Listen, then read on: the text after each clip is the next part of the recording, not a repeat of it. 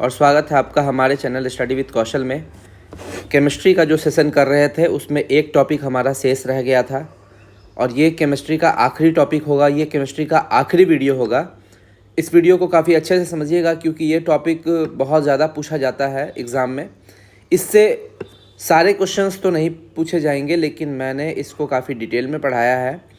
तो आप लोग देखिए, आज हमारा केमिस्ट्री का आखिरी टॉपिक है और इस टॉपिक को हम लोग काफ़ी अच्छे से कंप्लीट करने वाले हैं। तो चलिए स्टार्ट करते हैं बिना लेट किए। Carbon and it's compounds, carbon और इसके यौगिक। ठीक है, तो ये चैप्टर में हम लोग मेनली देखेंगे alkane, alkene, alkyne, carboxylic acid, aldehyde, ketone, ester, ये जितने भी चीज़ होते हैं, एमाइड, ये सारी चीज़ क्या होते हैं, उनका फंक्शनल ग्रुप क्या है, उनकी प्रायोरिटी क्या है, किस में किस एसिड में क्या पाया जाता है। जैसे आपसे पूछेगा एसिटिक एसिड क्या होता है, ठीक है, सिरका में क्या पाया जाता है, मक्खन में क्या पाया जाता है। तो इस टाइप से क्वेश्चन एग्ज़ाम में पूछ लिए जाते हैं और इस क्वेश्चन को करवाने का मकसद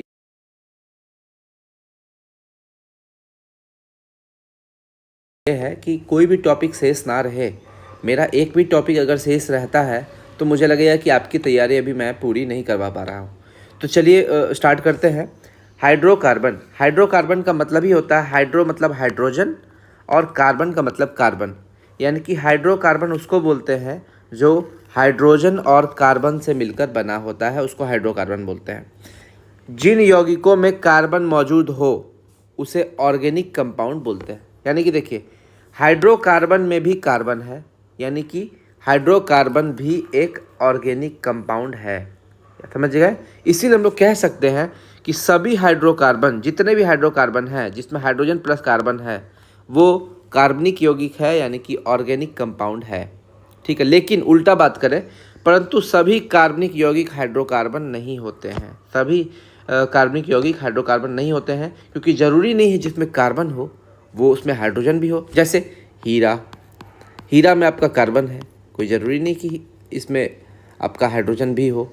ठीक है, तो हीरा में एक्चुअली हीरा जो में हाइड्रोजन भी होता है, लेकिन ऐसा बहुत सारा यौगिक होगा जो कार्बनिक यौगिक होगा लेकिन वो हाइड्रोजन नहीं हो, हाइड्रोकार्बन नहीं होगा, क्योंकि हाइड्रोकार्बन में हाइड्रोजन भी चाहिए, कार्बन भी चाहिए। कार्बनिक यौगिक में सिर्फ और सिर्फ कार्बन चाहिए। तो जिसमें सिर्फ कार्बन होगा उसमें हाइड्रोजन हम लोग कैसे बोल सकते हैं? ज़रूरी नहीं है, हो भी सकता है और नहीं भी हो सकता है। इसलिए इस पॉइंट से आपका क्वेश्चन पूछता है, आप इसको ध्यान रखिएगा एग्जाम में। अब देखिए, प्रकृति में सबसे ज़्यादा कंपाउंड बनाने वाला तत्व क्या है? कार्बन है। मानव का शरीर का बात करें, मानव का शरीर हो गया या फिर प्लांट्स हो गया, प्लांट्स का जो न्यूक्लियस है, न्यूक्लियस में भी कार्बन की मात्रा काफ़ी होती है। तो प्लांट्स भी नहीं बन सकता है, एनिमल भी नहीं बन सकता है, जितने भी जीव हैं वो बिना कार्बन के जीवित रह ही नहीं सकते। इसीलिए प्रकृति में सबसे ज़्यादा तत्व बनाने वाला, जो सबसे ज़्यादा कंपाउंड बनाने वाला तत्व जो है, एलिमेंट जो है, वो कार्बन ही है। कार्बन सबसे ज़्यादा एलिमेंट क्यों बनाता है? इसका कारण है इसका कैटेनेशन की प्रॉपर्टी, इसके श्रृंखलन की प्रॉपर्टी। इसमें एक कैटेनेशन या श्रृंखलन की प्रॉपर्टी होती है, एक खासियत होती है, ये चेन बनाता है, ये कंटिन्यूअस अपना एक चेन बनाता है। जैसे देखिए, carbon carbon carbon carbon carbon carbon, ये जितने भी कार्बन आपको यहाँ पर दिख रहे हैं, इन सारे कार्बनों को एक बॉन्ड से जोड़ दिया गया है। इस बॉन्ड से जुड़ने की प्रॉपर्टी, एक कार्बन जब दूसरे कार्बन से जुड़ता है, इसी प्रॉपर्टी को हम लोग बोलते हैं कैटेनेशन। कैटेनेशन यानी कि श्रृंखलन। ठीक है, और कैटेनेशन होता क्यों है? अगर आपसे ये क्वेश्चन पूछता है कि कैटेनेशन कार्बन क्यों बनाता है, ये प्रकृति जो है वो कार्बन में क्यों होती है, क्योंकि कार्बन का साइज़ बहुत स्मॉल होता है। तो कैटेनेशन बनाने की प्रॉपर्टी का कारण है कि कार्बन का साइज़ जो है वो बहुत स्मॉल होता है, इसीलिए कार्बन कैटेनेशन करता है। और बात करें, जैसे देखिए, कार्बन और कार्बन जुड़ता है तो वो बॉन्ड बनाता है, बंध बनाता है। ठीक है, और बॉन्ड के बारे में हम आपको केमिकल बॉन्डिंग में बहुत डिटेल में बता चुके हैं, काफ़ी डिटेल में समझा चुके हैं। यह हमेशा दो अधातुओं के बीच में ही बनता है। देखिए, दो अधातु के बीच में ही आपको कार्बनिक यानी कि कोवैलेंट बॉन्ड बनता है। तो एक कार्बन तो खुद अधातु है और दूसरा कार्बन भी अधातु है, दोनों के बीच में एक बॉन्ड बन जाएगा जिसको कोवैलेंट बॉन्ड बोलते हैं। देखिए, कार्बन और कार्बन के बीच में बॉन्ड सिर्फ सिंगल बॉन्ड नहीं होता है, वो डबल बॉन्ड भी हो सकता है, वो ट्रिपल बॉन्ड भी हो सकता है। तो उसके बारे में आगे पढ़ेंगे। अब समझिए, कार्बन की संयोजकता यानी कि वैलेंसी का बात करें तो कार्बन के पास +4 वैलेंसी भी शो कर सकता है और -4 वैलेंसी भी वो शो कर सकता है। +4 वैलेंसी जब कार्बन शो करता है तो कोवैलेंट कंपाउंड बनाता है। एक्चुअली वो ना तो +4 वैलेंसी शो कर सकता है, ना ही -4 वैलेंसी शो कर सकता है। ये मैंने आपको केमिकल बॉन्डिंग चैप्टर में बताया था। क्योंकि +4 वैलेंसी शो करने में भी उसको दिक्कत है, क्योंकि 4 इलेक्ट्रॉन निकाल देगा और 4 इलेक्ट्रॉन निकालना इतना आसान नहीं है। और -4 वैलेंसी भी शो करना इसके लिए आसान नहीं है। जब वो कार्बाइड बनाता है तब -4 वैलेंसी शो करता है, लेकिन -4 का मतलब है कि वो 4 इलेक्ट्रॉन को गेन कर रहा है, प्राप्त कर रहा है। 4 इलेक्ट्रॉन को प्राप्त करना, न्यूक्लियस में उसका प्रोटॉन की संख्या तो 6 ही है, तो 6 प्रोटॉन और इलेक्ट्रॉन हो जाएगा आपका 10। तो 6 प्रोटॉन से 10 इलेक्ट्रॉन को कंट्रोल करना काफ़ी मुश्किल होता है। इसलिए कार्बाइड बनाना यानी कि -4 वैलेंसी शो करना भी इसके लिए काफ़ी डिफ़िकल्ट हो जाता है। इसलिए कार्बन क्या करता है, वो ज़्यादातर ना तो +4 वैलेंसी को शो करता है और ना ही -4 वैलेंसी को शो करता है। वो कोशिश करता है कि इलेक्ट्रॉन शेयरिंग करे और इलेक्ट्रॉन शेयरिंग करने के बाद कोवैलेंट कंपाउंड बनाए, और इलेक्ट्रॉन शेयरिंग करेगा तभी तो वो बॉन्ड बनाएगा। ठीक है, तो ये मैंने केमिकल बॉन्डिंग में बताया था। आगे बढ़ते हैं। कोवैलेंट बॉन्ड जो होता है वो यानी कि सहसंयोजक बंध, उसका 3 टाइप होता है, सिंगल बॉन्ड, डबल बॉन्ड और ट्रिपल बॉन्ड। सिंगल बॉन्ड यानी कि carbon carbon single bond, double bond यानी कि कार्बन कार्बन डबल बॉन्ड, और ट्रिपल बॉन्ड यानी कि कार्बन कार्बन ट्रिपल बॉन्ड। अब देखिए, स्ट्रांगनेस का बात करें तो नाना पाटेकर का डायलॉग था ना, 1 लकड़ी को तोड़ो टूट जाता है, 3 लकड़ी को 5 लकड़ी को तोड़ो नहीं टूटता, मैंने पढ़ा था तीसरी में। तो वो जो डायलॉग है नाना पाटेकर का, वो सही बोलता है। जहाँ पर ट्रिपल बॉन्ड होगा, 3 लकड़ी होगा, 3 लकड़ी को तोड़ो नहीं टूटेगा, यानी कि ट्रिपल बॉन्ड सबसे स्ट्रांग होता है। उसके बाद डबल बॉन्ड, यहाँ एक ही लकड़ी है, इसको आप आराम से तोड़ सकते हैं। कार्बन और कार्बन के बीच में एक ही लकड़ी है, सिंगल बॉन्ड है, इसको आप आराम से तोड़ सकते हैं। स्ट्रांगनेस का अगर आपसे सीक्वेंस पूछे तो सबसे स्ट्रांग होगा ट्रिपल बॉन्ड, फिर डबल बॉन्ड, फिर सिंगल बॉन्ड। लेकिन अगर बॉन्ड लंबाई की बात करें तो चूंकि ये एक ही बॉन्ड है यहाँ पर, तो इसका लंबाई ज़्यादा होगा। एक ही बॉन्ड है तो लंबाई ज़्यादा होगा। समझिए, घर में एक आदमी आपका खाना खाने वाला है, तो आराम से ज़्यादा खाना खाएगा, एकदम पसर के रहेगा। लेकिन वही एक ही बेड पे आपको 3 आदमी को सोने के लिए बोल दे तो सबको थोड़ा थोड़ा जगह मिलेगा। तो 3 आदमी है तो घर का लंबाई कम ना हो जाएगा, बॉन्ड लेंथ उसका कम हो जाएगा, लंबाई, बंध की लंबाई कम हो जाएगी।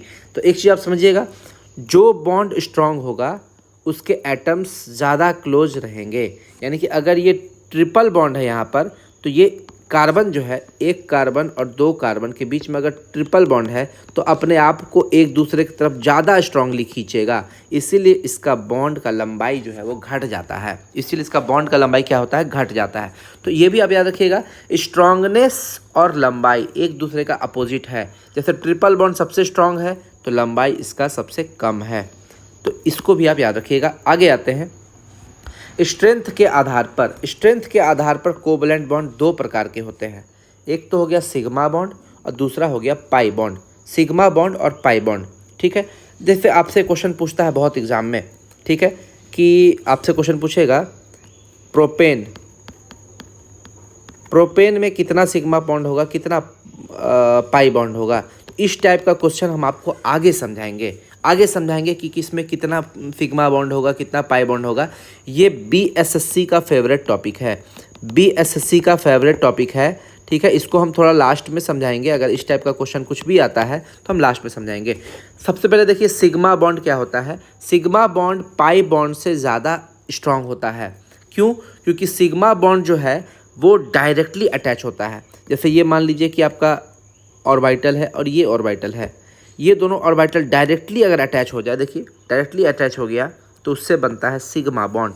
लेकिन ये साइड वाइज अगर वो टच होता है तो इसको बोलते हैं पाई बॉन्ड। याद रखिएगा, सिग्मा बॉन्ड आपका स्ट्रांग होगा और पाई बॉन्ड आपका वीक होगा। अब देखिए, सिंगल बॉन्ड का बात करते हैं। अगर आपका कार्बन कार्बन सिंगल बॉन्ड है, यानी कि कार्बन और कार्बन सिंगल बॉन्ड है, कार्बन और कार्बन डबल बॉन्ड है, और कार्बन और कार्बन ट्रिपल बॉन्ड है। तीनों को समझते हैं। जब आपका कार्बन कार्बन सिंगल बॉन्ड है उस समय केवल एक सिग्मा बॉन्ड होगा, एक सिग्मा बॉन्ड होगा, ठीक है। कार्बन कार्बन डबल बॉन्ड है तो वो एक सिग्मा और एक पाई होगा, यानी कि एक सिग्मा और एक पाई। और कार्बन कार्बन ट्रिपल बॉन्ड होगा तो आपका एक सिग्मा दो पाई।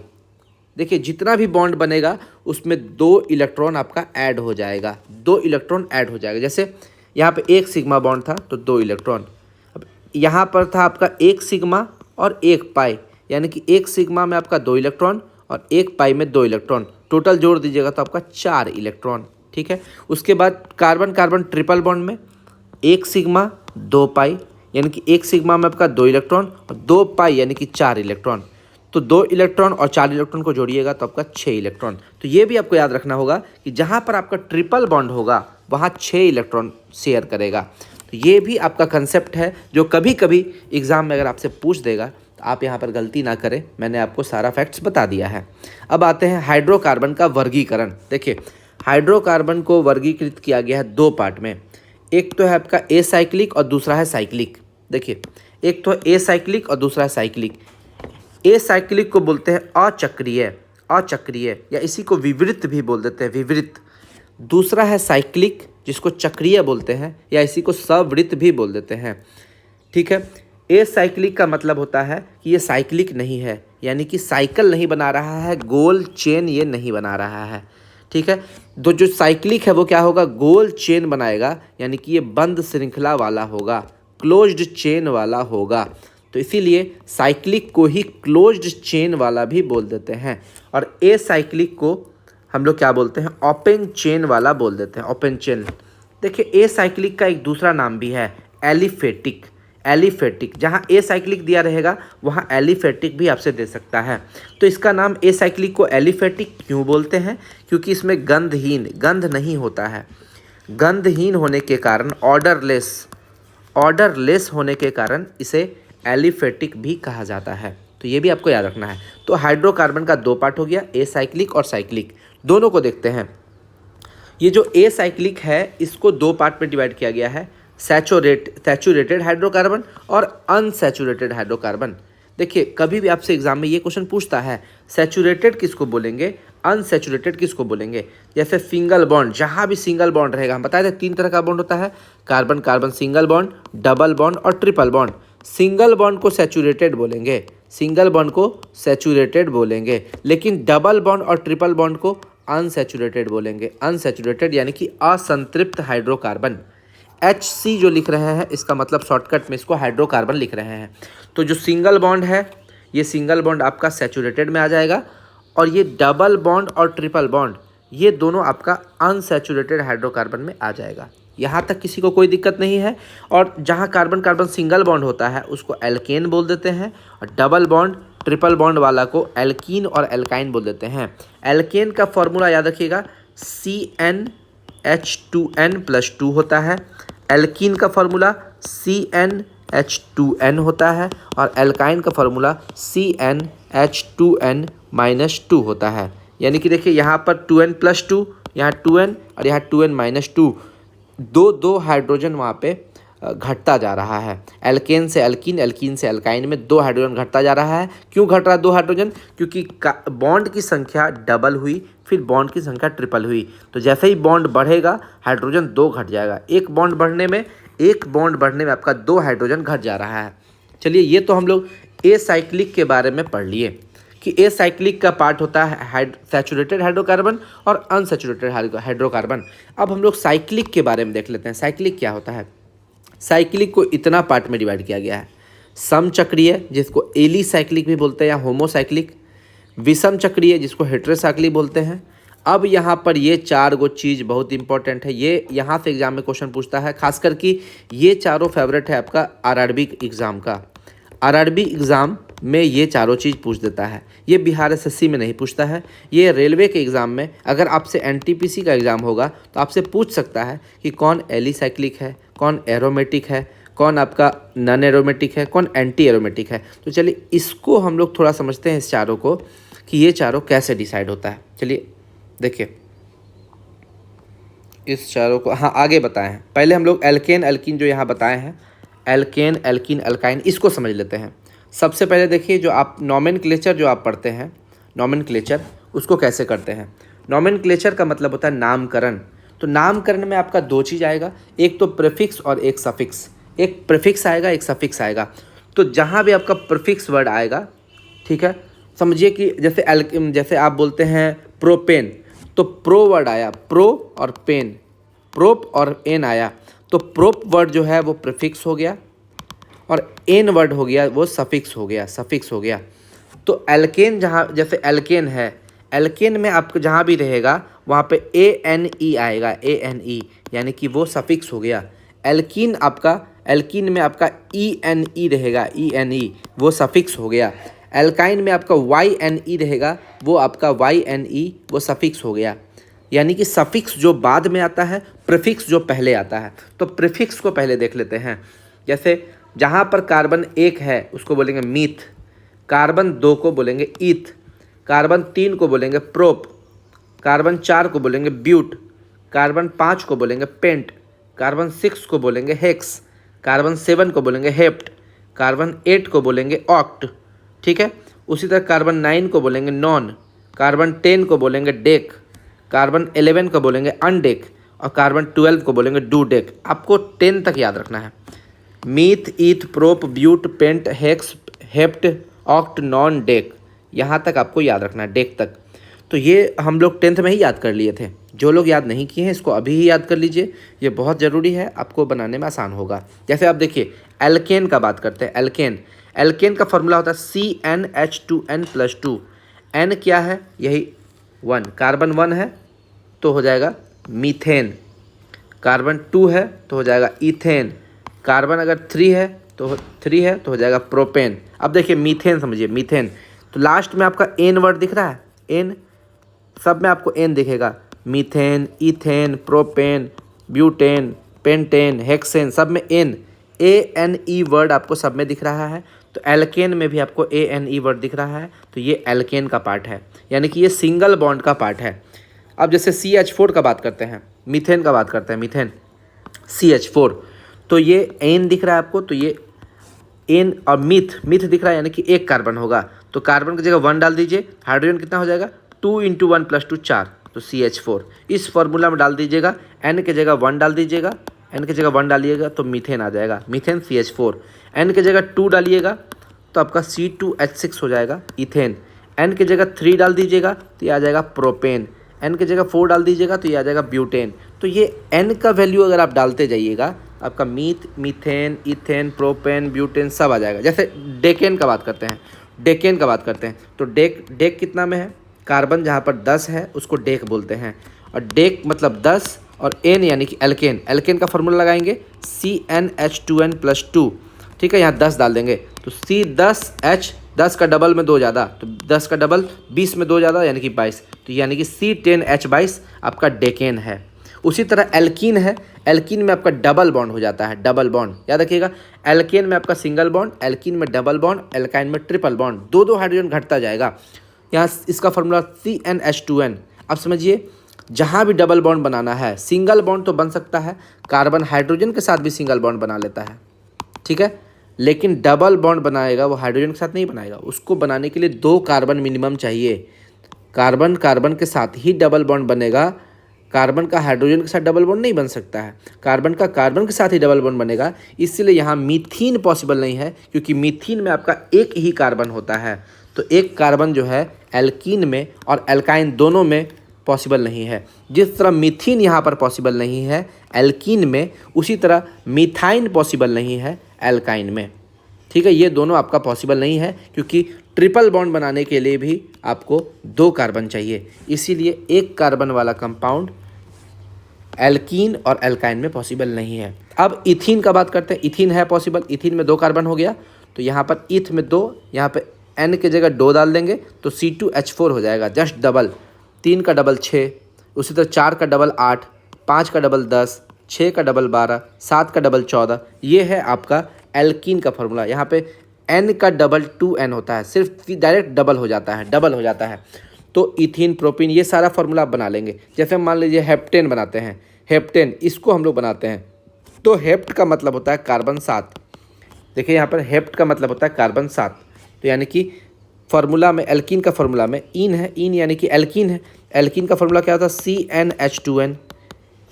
एन की जगह 7 डाल देंगे तो 7 का डबल 14, यानी कि C7H14। ये फार्मूला बनाना एकदम आसान है। अब बात करते हैं एल्काइन। एल्काइन का बात करते हैं, इसका फार्मूला CnH2n-2। ठीक है। अब मान लीजिए इसमें हम लोग पेंटाइन बनाते हैं, पेंटाइन। तो पेंट का मतलब हो गया n = 5, फार्मूला में डाल देंगे तो C5 और डबल में से 2 कम, तो डबल होता है 10 में से 2 कम हो गया H8। C5H8 आपका हो गया पेंटाइन। और ये किसका पार्ट है? एल्काइन, क्योंकि लास्ट में आपका YNE लग रहा है, YNE। एल्काइन के लास्ट में भी आपका YNE है, तो हम समझ जाएंगे जिसके लास्ट में YNE है वो आपका एल्काइन का पार्ट है। तो यहाँ तक किसी को कोई दिक्कत नहीं है। अब देखिए हम लोग थोड़ा सा स्ट्रक्चर बनाना देख लेते हैं। स्ट्रक्चर कैसे बनाते हैं वो देख लेते हैं। जैसे देखिए ब्यूटेन, ब्यूटेन इसका फार्मूला क्या होता है? C4H10। हम लोग क्या करेंगे? 4 कार्बन लगातार पहले बना लीजिए, लगातार 4 कार्बन बना लीजिए, और एक कार्बन में जो है आपका 4 हाइड्रोजन लगता है। 4 हाइड्रोजन नहीं, एक कार्बन का 4 बॉन्ड होता है। तो इस कार्बन को पकड़े तो इसका 4 बॉन्ड पूरा कर दिए, सब कार्बन का आप 4 बॉन्ड पूरा कर दीजिए। ठीक है। और जहाँ भी 4 बॉन्ड पूरा हो गया उसके बाद हाइड्रोजन लगा दीजिए, तो ये हो गया आपका ब्यूटेन। उसी तरह हेक्सेन, हेक्सेन में भी वही है, C6H14। 6 कार्बन लिख दीजिए, 6 कार्बन लिख दीजिए और सब जगह हाइड्रोजन दे दीजिए। अब बात करते हैं ब्यूटीन। ब्यूटीन का बात करते हैं।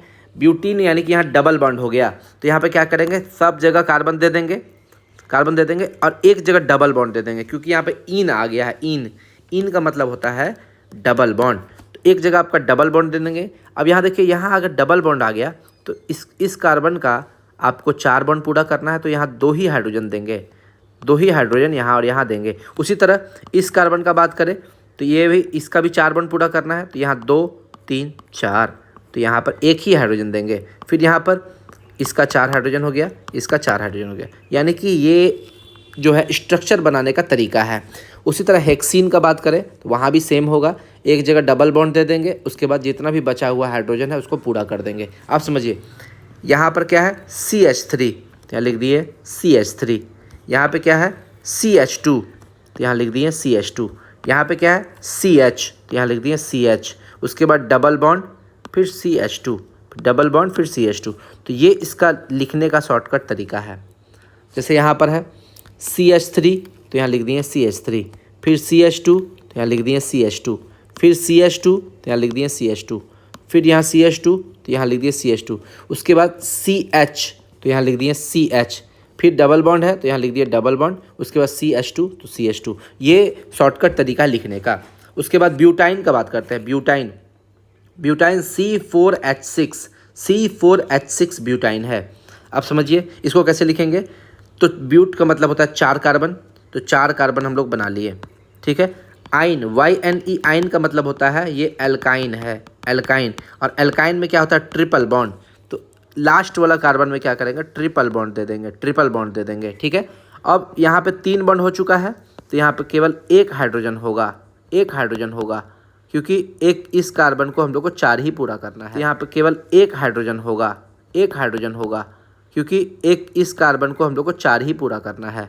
इस कार्बन का बात करें तो यहाँ पर 3 हाइड्रोजन यहाँ हो चुका है, यहाँ 1 हाइड्रोजन पहले से है, तो इसमें एक भी हाइड्रोजन ऊपर और नीचे नहीं जुड़ेगा, क्योंकि इसका पहले से 4 बॉन्ड पूरा हो चुका है।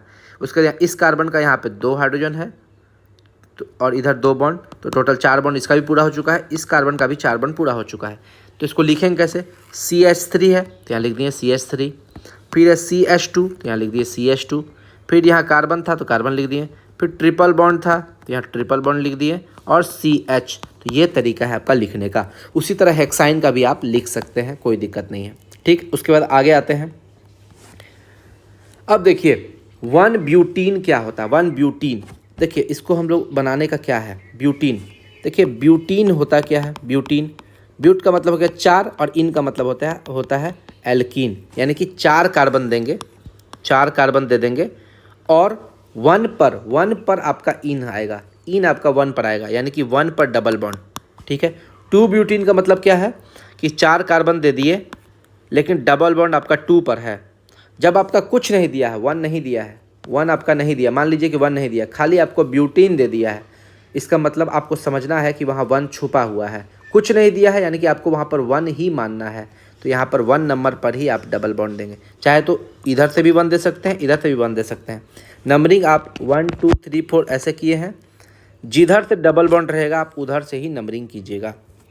2 ब्यूटीन का मतलब कि कार्बन नंबर 2 पर होगा। नंबरिंग यहाँ से स्टार्ट कीजिए 1 2 3 4, तो यहाँ पर कार्बन नंबर 2 पर डबल बॉन्ड है, ठीक है। अब 1 हेक्साइन, 1 हेक्साइन कैसे लिखेंगे? 7 कार्बन लिख दिए, 7 कार्बन लिख दिए, तो हेक्स का मतलब होता है 7 और आइन का मतलब होता है ट्रिपल बॉन्ड। तो 1 नंबर पर आपका ट्रिपल बॉन्ड होगा, तो यहाँ पे लिख दिए 1 नंबर पर ट्रिपल बॉन्ड होगा, लिख दिए। 2 हेक्साइन, 2 हेक्साइन देखिए 2 हेक्साइन क्या होगा कि 7 कार्बन लिख दिए, 2 नंबर पर आपको ट्रिपल बॉन्ड होगा, 2 नंबर पर आपका ट्रिपल बॉन्ड होगा। 3 हेक्साइन का मतलब क्या है?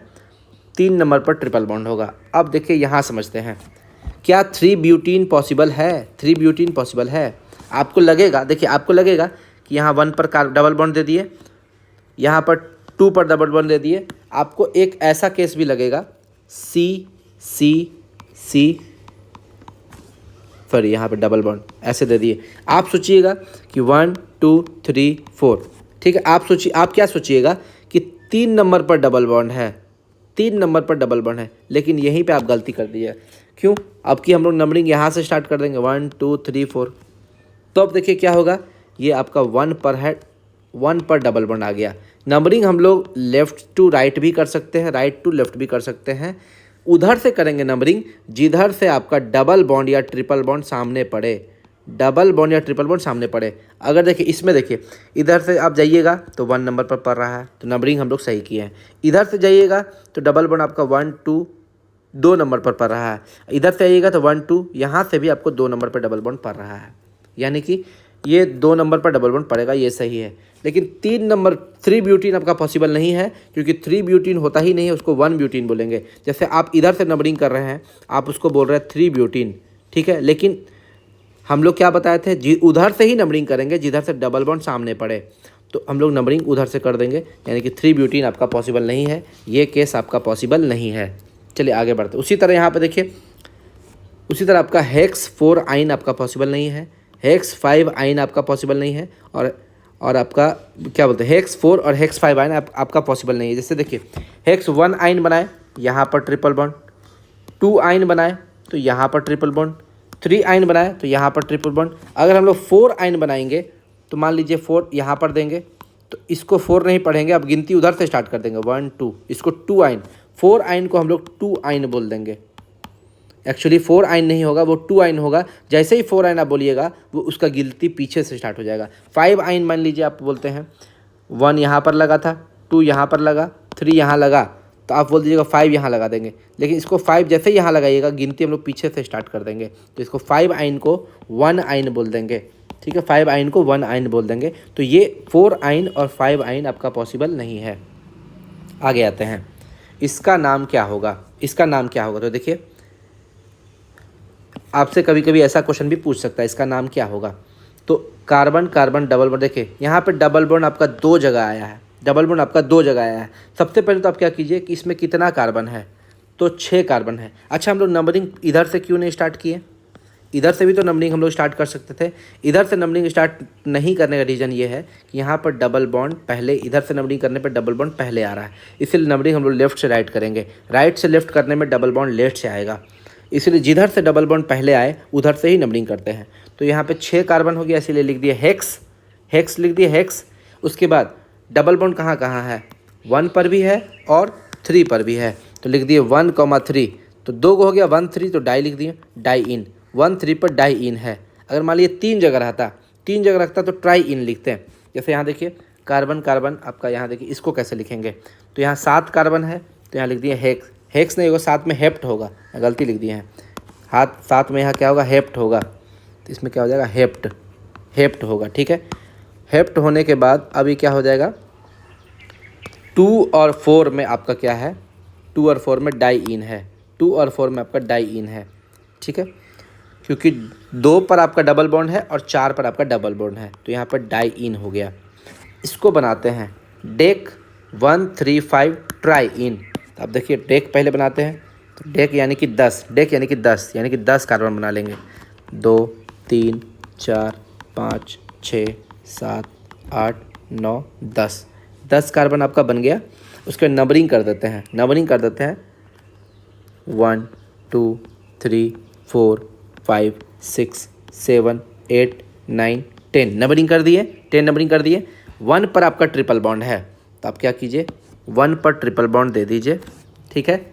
उसके बाद 3 पर ट्रिपल बॉन्ड है तो 3 पर ट्रिपल बॉन्ड दे दिए, और 5 पर ट्रिपल बॉन्ड है तो 5 पर ट्रिपल बॉन्ड दे दिए, यानी कि 1 1 3 5।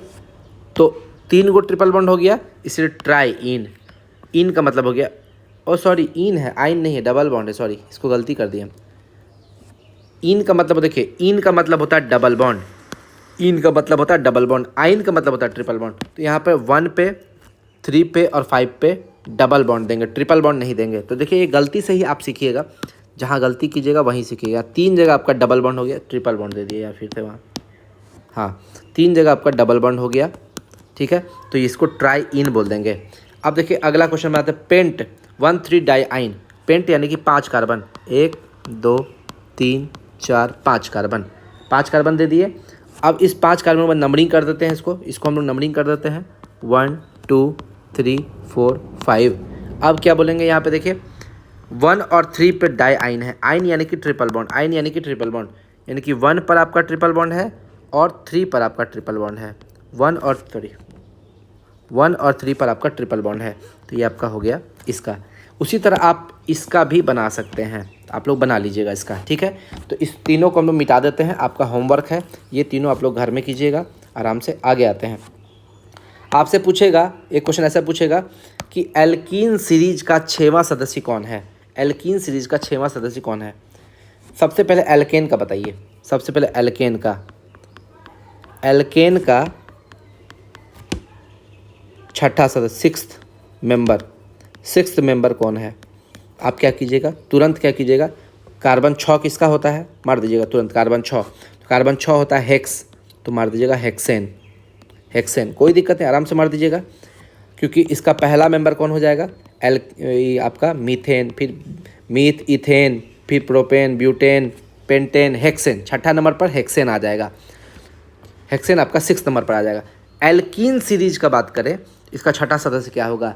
इसमें आदमी क्या गलती करता है, इसका पहला मेंबर को मीथीन मान लेता है, मीथीन, जबकि इसका पहला मेंबर मीथीन नहीं है, मीथीन इसका मेंबर नहीं है, हम आपको बता चुके हैं। देखिए मीथीन पॉसिबल नहीं है, तो मीथीन इसका पहला मेंबर नहीं होगा, पहला मेंबर इसका इथीन होगा। इसलिए इसका छठा मेंबर 6 नहीं लेना है, 7 लेना है।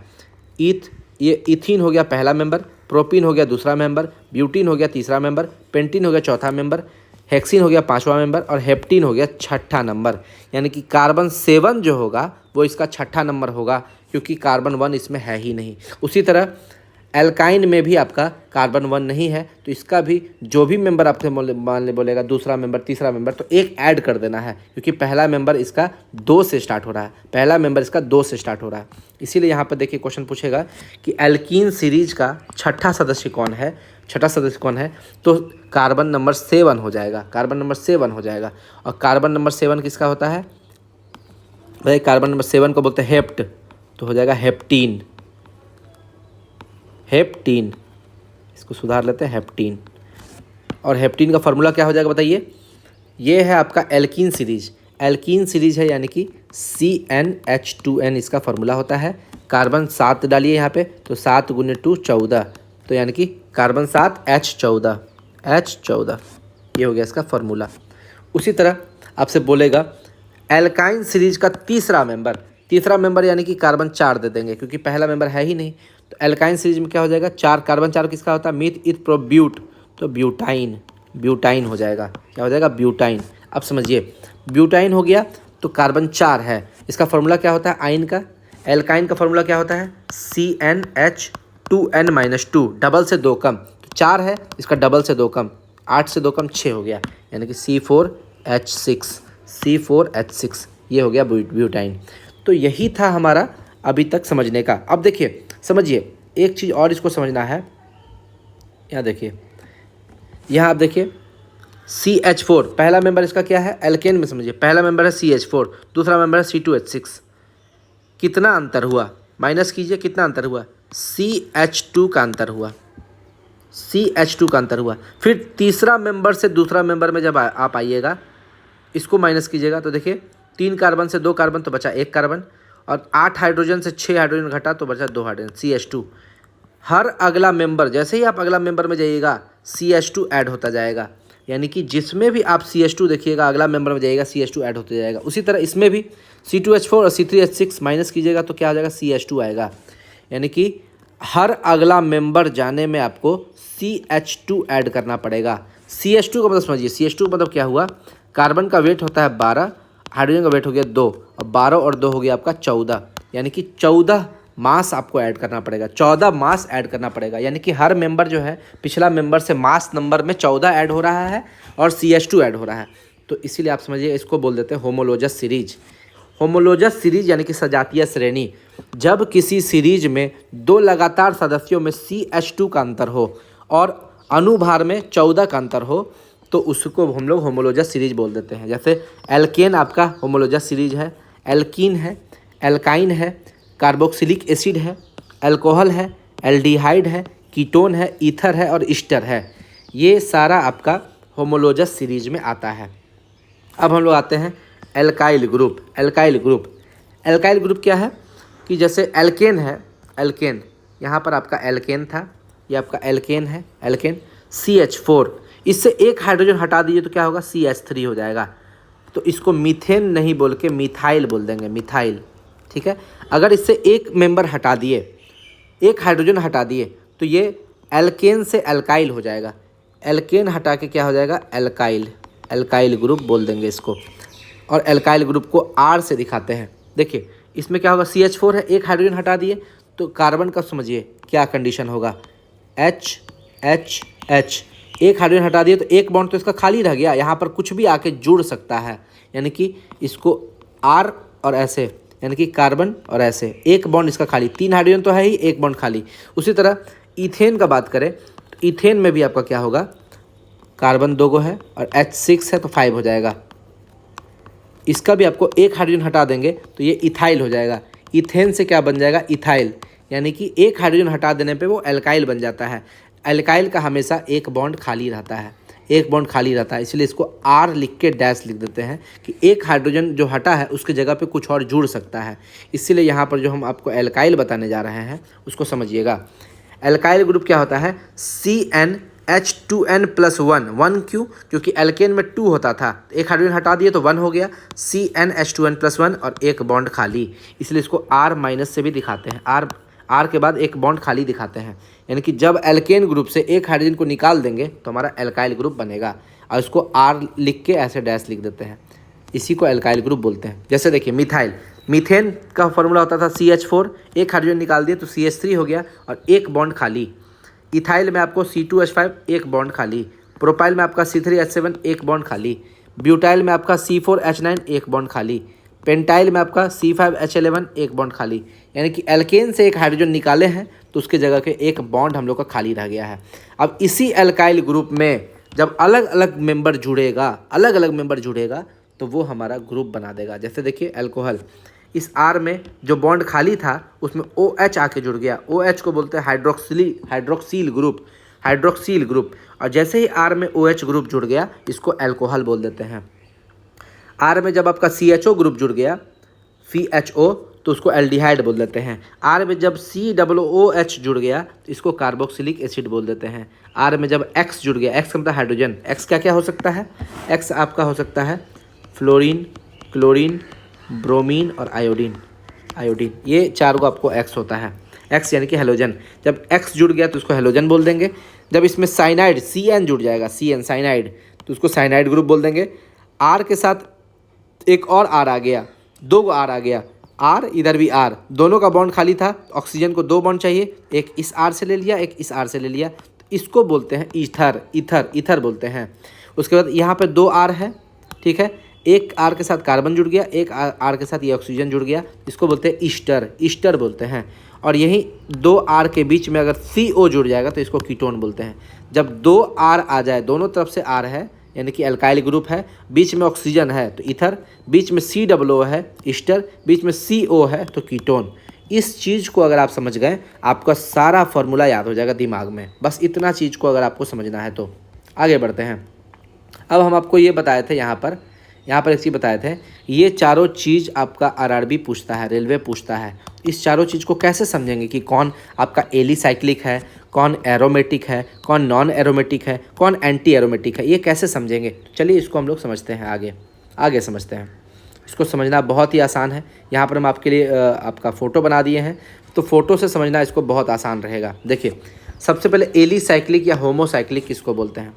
ठीक है, समचक्रीय में होता क्या है, इसमें मुख्यतः श्रृंखला कार्बन और हाइड्रोजन का बना रहेगा। जितना भी श्रृंखला है देखिए सब कार्बन हाइड्रोजन का बनल रहेगा, ठीक है। इसमें भी कोई गंध नहीं होता है, ऑर्डरलेस है, कोई गंध नहीं होगा इसमें। इसके नाम के आगे साइक्लो वर्ड लगा रहेगा। कहीं भी आप साइक्लो वर्ड देख लीजिएगा, साइक्लो वर्ड देखिएगा आप तुरंत क्या बोलिएगा कि वो एलिसाइक्लिक है, एलिसाइक्लिक या होमोसाइक्लिक है। ठीक, जैसे साइक्लोहेक्सेन, यानी कि हेक्सेन 6 कार्बन है। यहाँ पर जहाँ भी आपका कॉर्नर दिख रहा है वहाँ पर कार्बन डाल दीजिए। 4 5 6 कार्बन है, और 6 कार्बन बंद कर लिया अपने आप को, बंद कर लिया, क्लोज्ड कर लिया एक दूसरे को। जैसे क्लोज कर लिया तो साइक्लो वर्ड लग जाएगा, साइक्लोहेक्सेन। यहाँ पर 3 कार्बन है, तो 3 को क्या बोलते हैं? प्रोपेन। बंद कर लिया इसलिए साइक्लो वर्ड लग गया, क्योंकि ये बंद हो गया। अगर ये खुला रहता, 3 कार्बन लगातार रहता, ओपन चेन रहता तो कोई दिक्कत नहीं था। ओपन चेन में हम लोग कोई दिक्कत नहीं है, लेकिन ये क्लोज्ड चेन है, चेन बंद हो जा रहा है, इसलिए साइक्लो वर्ड लग जा रहा है। यहाँ पे 4 कार्बन है तो ब्यूटेन और साइक्लो वर्ड लग गया, क्योंकि बंद हो गया, चेन क्लोज हो गया। यहाँ पर 5 कार्बन है तो यहाँ पर साइक्लोपेंटेन। अब यहाँ देखिए, यहाँ पर डबल बॉन्ड आ गया, चूँकि ये 1 2, अगर यहाँ डबल बॉन्ड नहीं रहता तो हेक्सेन बोलते, साइक्लोहेक्सेन, लेकिन यहाँ डबल बॉन्ड आ गया तो इसको क्या बोलेंगे? साइक्लोहेक्सीन। यहाँ ट्रिपल बॉन्ड आ गया तो साइक्लोहेक्साइन, YNE, हेक्साइन। यहाँ पर भी आपका ट्रिपल बॉन्ड आ गया तो साइक्लोपेंटाइन। यहाँ पर डबल बॉन्ड है, साइक्लोब्यूटीन, इन। तो ये चीज़ आपको समझना पड़ेगा कि किसका नाम क्या होगा। तो ये फ़ोटो मैंने आपको बना दिया, आपको समझ में आ रहा होगा। आगे आते हैं हेट्रोसाइक्लिक, विषम चक्रीय में क्या होगा? इसमें मुख्यतः श्रृंखला में कार्बन हाइड्रोजन के अलावा, जैसे इसमें आपको सिर्फ और सिर्फ कार्बन और हाइड्रोजन था, उसके अलावा कुछ भी नहीं था। ठीक है, इसमें कुछ नहीं था। लेकिन हेट्रोसाइक्लिक में क्या होगा? कार्बन और हाइड्रोजन के अलावा सल्फर आ सकता है, ऑक्सीजन आ सकता है, नाइट्रोजन आ सकता है। जैसे आपका देखिए यहाँ पर ऑक्सीजन आ गया। देखिए आपको इस चारों का नाम याद रखना है, क्योंकि NCERT में केवल ये चारों का नाम दिया हुआ है। अगर आप ये चारों का नाम याद रखते हैं तो इस चारों के अलावा आपसे एग्जाम में कोई भी क्वेश्चन हेट्रोसाइक्लिक से नहीं पूछने वाला है। बस यही 4 है हेट्रोसाइक्लिक का एग्जाम्पल, चारों को याद रख लीजिए। अगर ऑक्सीजन यहाँ पर जुड़ा हुआ है और सब में देखिए, इसमें देखिए 1 2 3 4 कार्बन है और 5वां कार्बन की जगह ऑक्सीजन आ गया। तो जब यहाँ ऑक्सीजन होगा इसको फ्यूरिन बोलते थे, फ्यूरेन बोलते हैं। और यहाँ पर ऑक्सीजन की जगह अगर सल्फर आ जाए इसको थायोफिन बोलते हैं, थायोफिन बोल देते हैं। और यहीं पर अगर NH आ जाए इसको पायरोल बोल देते हैं, PYROL, पायरोल। ठीक है, और यहाँ पर जब 5 कार्बन हो जाए, अभी तक तो 4 कार्बन देख रहे थे ना, 1 2 3 4 कार्बन, यहाँ पर 5 कार्बन आ गया और उसके साथ नाइट्रोजन जुड़ गया तो इसको बोलते हैं पिरिडीन। और पिरिडीन का मेडिकल क्षेत्र में बहुत यूज है मेडिकल क्षेत्र में। तो ये चारों का नाम आपको याद रखना है विथ स्ट्रक्चर के साथ याद रखना है। अब समझिए कि आपसे यहाँ पर क्वेश्चन कैसा पूछेगा। आपसे क्वेश्चन पूछेगा एरोमेटिक, नॉन एरोमेटिक और एंटी एरोमेटिक, ये है क्या? इसमें अंतर क्या है? इस तीनों में अंतर क्या है? तो देखिए यहाँ पर हम आपको समझा देते हैं कैसे हम लोग पकड़ेंगे कि क्या अंतर है। देखिए यहाँ पर हकल का नियम, जब आप लोग इंटर में जाइएगा, इंटर में एक हकल का नियम होता है, उस हकल का नियम के तहत हम लोग सीखेंगे कि कैसे हम लोग पकड़ेंगे एरोमेटिक है कि एंटी एरोमेटिक है कि नॉन एरोमेटिक है। सबसे पहले समझिए कि एरोमेटिक और एंटी एरोमेटिक और नॉन एरोमेटिक तीनों होने के लिए आपको चक्रीय होना जरूरी है। चक्रीय में ये जरूरी नहीं है सम होइए या विषम होइए, कोई सम चक्रीय भी हो सकते हैं, विषम चक्रीय भी हो सकते हैं, यानी कि होमोसाइक्लिक हेटेरोसाइक्लिक दोनों हो सकते हैं। यानी कि ये जो आपको पढ़ाया है सम चक्रीय, एलिसाइक्लिक या होमोसाइक्लिक, और विषम चक्रीय यानी कि हेटेरोसाइक्लिक, ये दोनों में से कुछ भी हो सकते हैं, बस उसको चक्रीय होना चाहिए, बंद होना चाहिए, कोई दिक्कत नहीं है। बस उसको क्या है, चक्रीय होना चाहिए, यानी कि कहीं ना कहीं आके बंद हो जाना चाहिए, ठीक है, क्लोज्ड चेन का होना चाहिए, एरोमेटिक, एंटी एरोमेटिक और नॉन एरोमेटिक होने के लिए। अब हम लोग लगाएंगे हकल का नियम। हकल का नियम क्या बोलता है एरोमेटिक के केस में? एरोमेटिक के केस में हकल का नियम बोलता है कि चक्रीय तो होना ही चाहिए, ठीक है, 4n+2 पाई इलेक्ट्रॉन होना चाहिए। उसके पास पाई इलेक्ट्रॉन कितना होना चाहिए? 4n+2, 4n+2। हम आपको ये भी समझाएंगे कैसे निकालना है, ठीक है। उसके बाद डबल बॉन्ड, ट्रिपल बॉन्ड और लोन पेयर ऑफ इलेक्ट्रॉन, ये तीनों आपका एकांतर में होना चाहिए, कंजुगेट में होना चाहिए, यानी कि एक छोड़कर एक होना चाहिए। या आपका पॉजिटिव चार्ज या नेगेटिव चार्ज, ये जितना भी चीज़ है, 5 चीज़, double bond, triple bond, lone pair, positive charge, negative charge, ये एक छोड़ के एक होना चाहिए। जैसे मान लीजिए यहाँ पर बात करते हैं, यहाँ डबल बॉन्ड है तो एक छोड़ के यहाँ होना चाहिए, फिर एक छोड़ के यहाँ होना चाहिए। अगर एक छोड़ के एक है तो उसको हम लोग क्या बोलेंगे? एकांतर में, कंजुगेट में बोल देंगे। कंजुगेट में है यानी कि एकांतर में। तो हकल का नियम यही बोलता है कि डबल बॉन्ड, ट्रिपल बॉन्ड और loan pair, positive charge, negative charge, ये कंजुगेट में होना चाहिए। उसी तरह एंटी एरोमेटिक का बात करें तो इसमें भी आपको चक्रीय तो होना ही चाहिए। यहाँ पर आपका 4n पाई इलेक्ट्रॉन होना चाहिए, 4n पाई इलेक्ट्रॉन, ठीक है। और यहाँ भी double bond, triple bond, positive, negative और लोन पेयर कंजुगेट में होना चाहिए, ठीक है। बस अंतर क्या है? 4n+2 पाई इलेक्ट्रॉन, और यहाँ पर क्या था 4n+, यहाँ पर आपका एंटी एरोमेटिक में 4n पाई इलेक्ट्रॉन है, उसी तरह एरोमेटिक में 4n+2 पाई इलेक्ट्रॉन है। बस इसको समझना है, ये वाला सबसे इम्पोर्टेंट पॉइंट है, ये वाला। उसके बाद अगला आते हैं नॉन एरोमेटिक में क्या है? चक्रीय होगा, लेकिन ना तो इसमें 4n+2 पाई इलेक्ट्रॉन होगा, ये भी नहीं होगा, और 4n पाई इलेक्ट्रॉन भी आपका इसमें नहीं होगा, दोनों नहीं होगा। अब देखिए double bond, triple bond, positive, negative और लोन पेयर, ये भी आपको कोई ज़रूरी नहीं है कि एकांतर में होना चाहिए। एकांतर में नहीं होगा तो सीधा मार देंगे नॉन एरोमेटिक। अगर है, सबसे पहले चेक कर लेंगे कि चक्रीय है कि नहीं। दूसरा पॉइंट चेक करेंगे, ये थर्ड वाला, कि double bond, triple bond, positive, negative, lone pair, ये एकांतर में है कि नहीं। अगर नहीं है तो नॉन एरोमेटिक मार देंगे, और अगर ये एकांतर में है तो चेक करेंगे कि वो एरोमेटिक है कि एंटी एरोमेटिक है, ठीक है। आगे बढ़ते हैं। अब देखिए ये जो पाई इलेक्ट्रॉन कैसे समझेंगे? जहाँ पर आपका डबल बॉन्ड दिया हुआ है, वहाँ पर पाई इलेक्ट्रॉन हो जाएगा 2 पाई इलेक्ट्रॉन, 2 गो। सिंगल बॉन्ड में तो पाई इलेक्ट्रॉन होता ही नहीं है, दिमाग लगाना ही नहीं है। सिंगल बॉन्ड में आपको कोई पाई इलेक्ट्रॉन नहीं होता है, पाई इलेक्ट्रॉन नहीं होता है सिंगल बॉन्ड में, ठीक है। लेकिन डबल बॉन्ड में आपका 2 पाई इलेक्ट्रॉन होता है, ट्रिपल बॉन्ड में आपका 4 पाई इलेक्ट्रॉन होता है, पॉजिटिव चार्ज में 0, पॉजिटिव चार्ज में आपका 1 भी, क्योंकि पॉजिटिव चार्ज का मतलब ही होता है इलेक्ट्रॉन आप निकाल दिए बाहर, इलेक्ट्रॉन बाहर निकाल दिए तो आपका कहाँ से पाई इलेक्ट्रॉन होगा? 0 पाई इलेक्ट्रॉन। नेगेटिव चार्ज में क्या होता है? आप 1 इलेक्ट्रॉन ले लिए तो यानी कि 2 पाई इलेक्ट्रॉन हो जाएगा। एक तो आपके पास पहले से था और 1 इलेक्ट्रॉन ले लिए, यानी कि 2 पाई इलेक्ट्रॉन। लोन पेयर में भी आपका 2 पाई इलेक्ट्रॉन। इस चीज़ को अगर आप याद रखते हैं, ठीक है, इस चीज़ को अगर आप याद रखते हैं तो आपका सब ये जो पकड़ना आप सीख जाएंगे कि किस में कितना इलेक्ट्रॉन है। जैसे एग्जाम, अब हम लोग क्वेश्चन देखते हैं। ये वाला क्वेश्चन, ये बेंजीन आपको दिया हुआ, बना हुआ बेंजीन, इसमें क्या होगा? देखिए बेंजीन में क्या होगा? डबल, सबसे पहले चेक करेंगे double bond, triple bond, lone pair, positive charge, negative charge एकांतर में है कि नहीं। तो देखिए डबल बॉन्ड, फिर एक छोड़ दिया, फिर डबल बॉन्ड, फिर एक छोड़ दिया, फिर डबल बॉन्ड, फिर एक छोड़ दिया, यानी कि एकांतर। चक्रीय है, बंद है, एकांतर भी है, और आपका इलेक्ट्रॉन कितना? देखिए हम बताए थे double bond, double bond, double bond, जहाँ भी डबल बॉन्ड होगा, देखिए डबल बॉन्ड वहाँ पे 2 पाई इलेक्ट्रॉन होगा, 2 गो होगा, यानी कि इस डबल बॉन्ड में 2 गो, इस डबल बॉन्ड में 2 गो, इस डबल बॉन्ड में 2 गो, यानी कि टोटल कितना हो गया? 6 पाई इलेक्ट्रॉन। 6 को लिख सकते हैं ना 4+2, यानी कि 4n+2 रूल को फॉलो कर रहा है, यानी कि ये एरोमेटिक है। देखिए 4n+2 रूल को फॉलो कर रहा है, यानी कि ये एरोमेटिक है, 4 का गुना होता 4, 8, 12, तो वो क्या हो जाता? Anti aromatic. लेकिन यहाँ पर कितना आ गया? 6 आ गया। 2 आएगा तो भी आपका इसी में होगा, 6 आएगा, 10 आएगा, 14 आएगा, यानी कि 4 का गुना में 2 ज़्यादा, 4 का गुना में 2 ज़्यादा, तो वो एरोमेटिक हो जाएगा, और 4 का गुना हुआ तो एंटी एरोमेटिक हो जाएगा। तो यानी कि अब अगला क्वेश्चन में आते हैं। देखिए ये क्वेश्चन, डबल बॉन्ड, सबसे पहले चक्रीय है कि नहीं, हाँ चलिए क्लोज चेन है तो चक्रीय हो गया। सबसे पहले चक्रीय चेक कर लिए, उसके बाद एकांतर। तो देखिए डबल बॉन्ड, फिर यहाँ पे खाली, फिर डबल बॉन्ड, फिर यहाँ पे खाली, फिर पॉजिटिव चार्ज, फिर यहाँ पे खाली। यानी कि double bond, triple bond, single, जो भी है आपका पॉजिटिव चार्ज, नेगेटिव चार्ज एकांतर में होना चाहिए। देखिए एक छोड़ के एक, यानी कि एक छोड़ के एक, एक छोड़ के एक, एक छोड़ के एक, यानी कि सब एकांतर में है। एक एक छोड़ के सब है, ठीक है, तो एकांतर भी हो गया। अब इलेक्ट्रॉन गिन लेते हैं।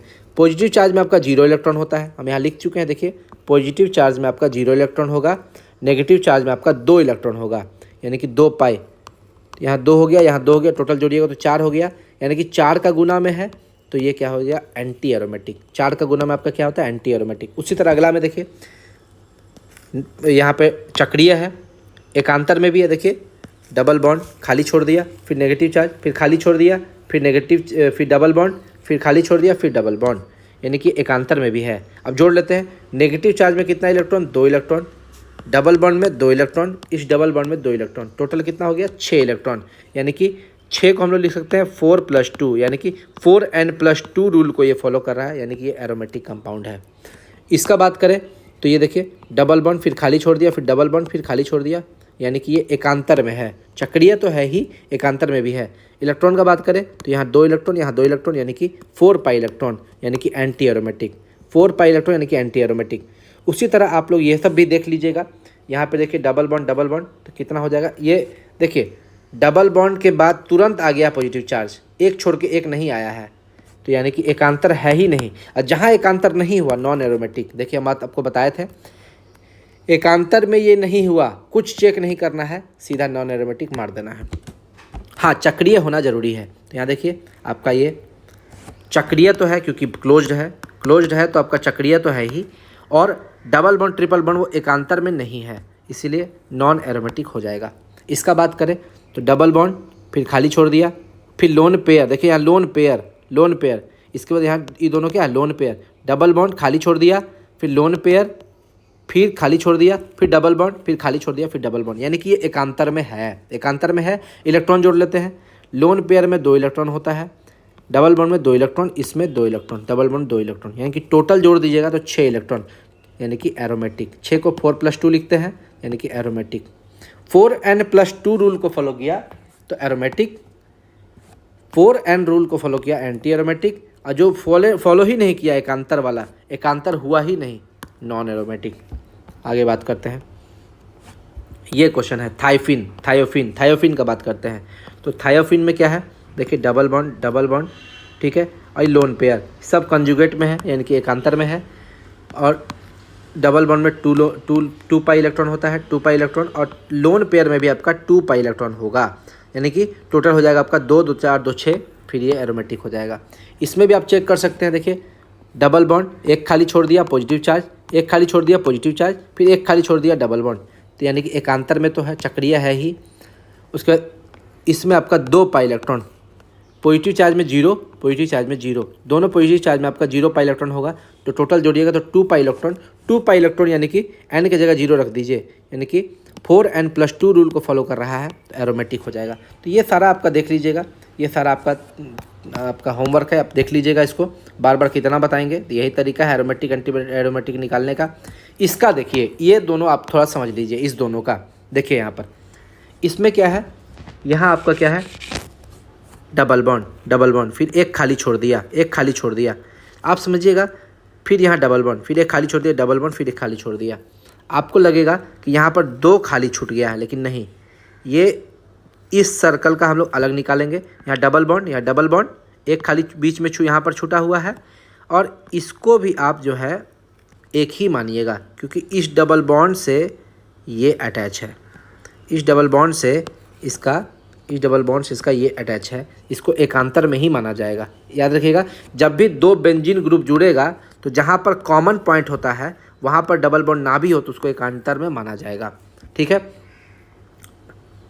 अब इसको ऐसे, इस बीच वालों को आप भूल जाइए, तो कैसे गिनेंगे, डबल बॉन्ड खाली, डबल बॉन्ड खाली, डबल बॉन्ड खाली, डबल बॉन्ड खाली, डबल बॉन्ड खाली, ऐसे गिनिएगा, यानी कि इसको ऐसे गिनिएगा, बीच वाला को नहीं गिनिएगा, बीच वाला को नहीं गिनिएगा, तो ये आपका एकांतर में आ जाएगा। अब देखिए यहाँ 2, 2 4, 2 6, 2 8, 2 10, 10 इलेक्ट्रॉन।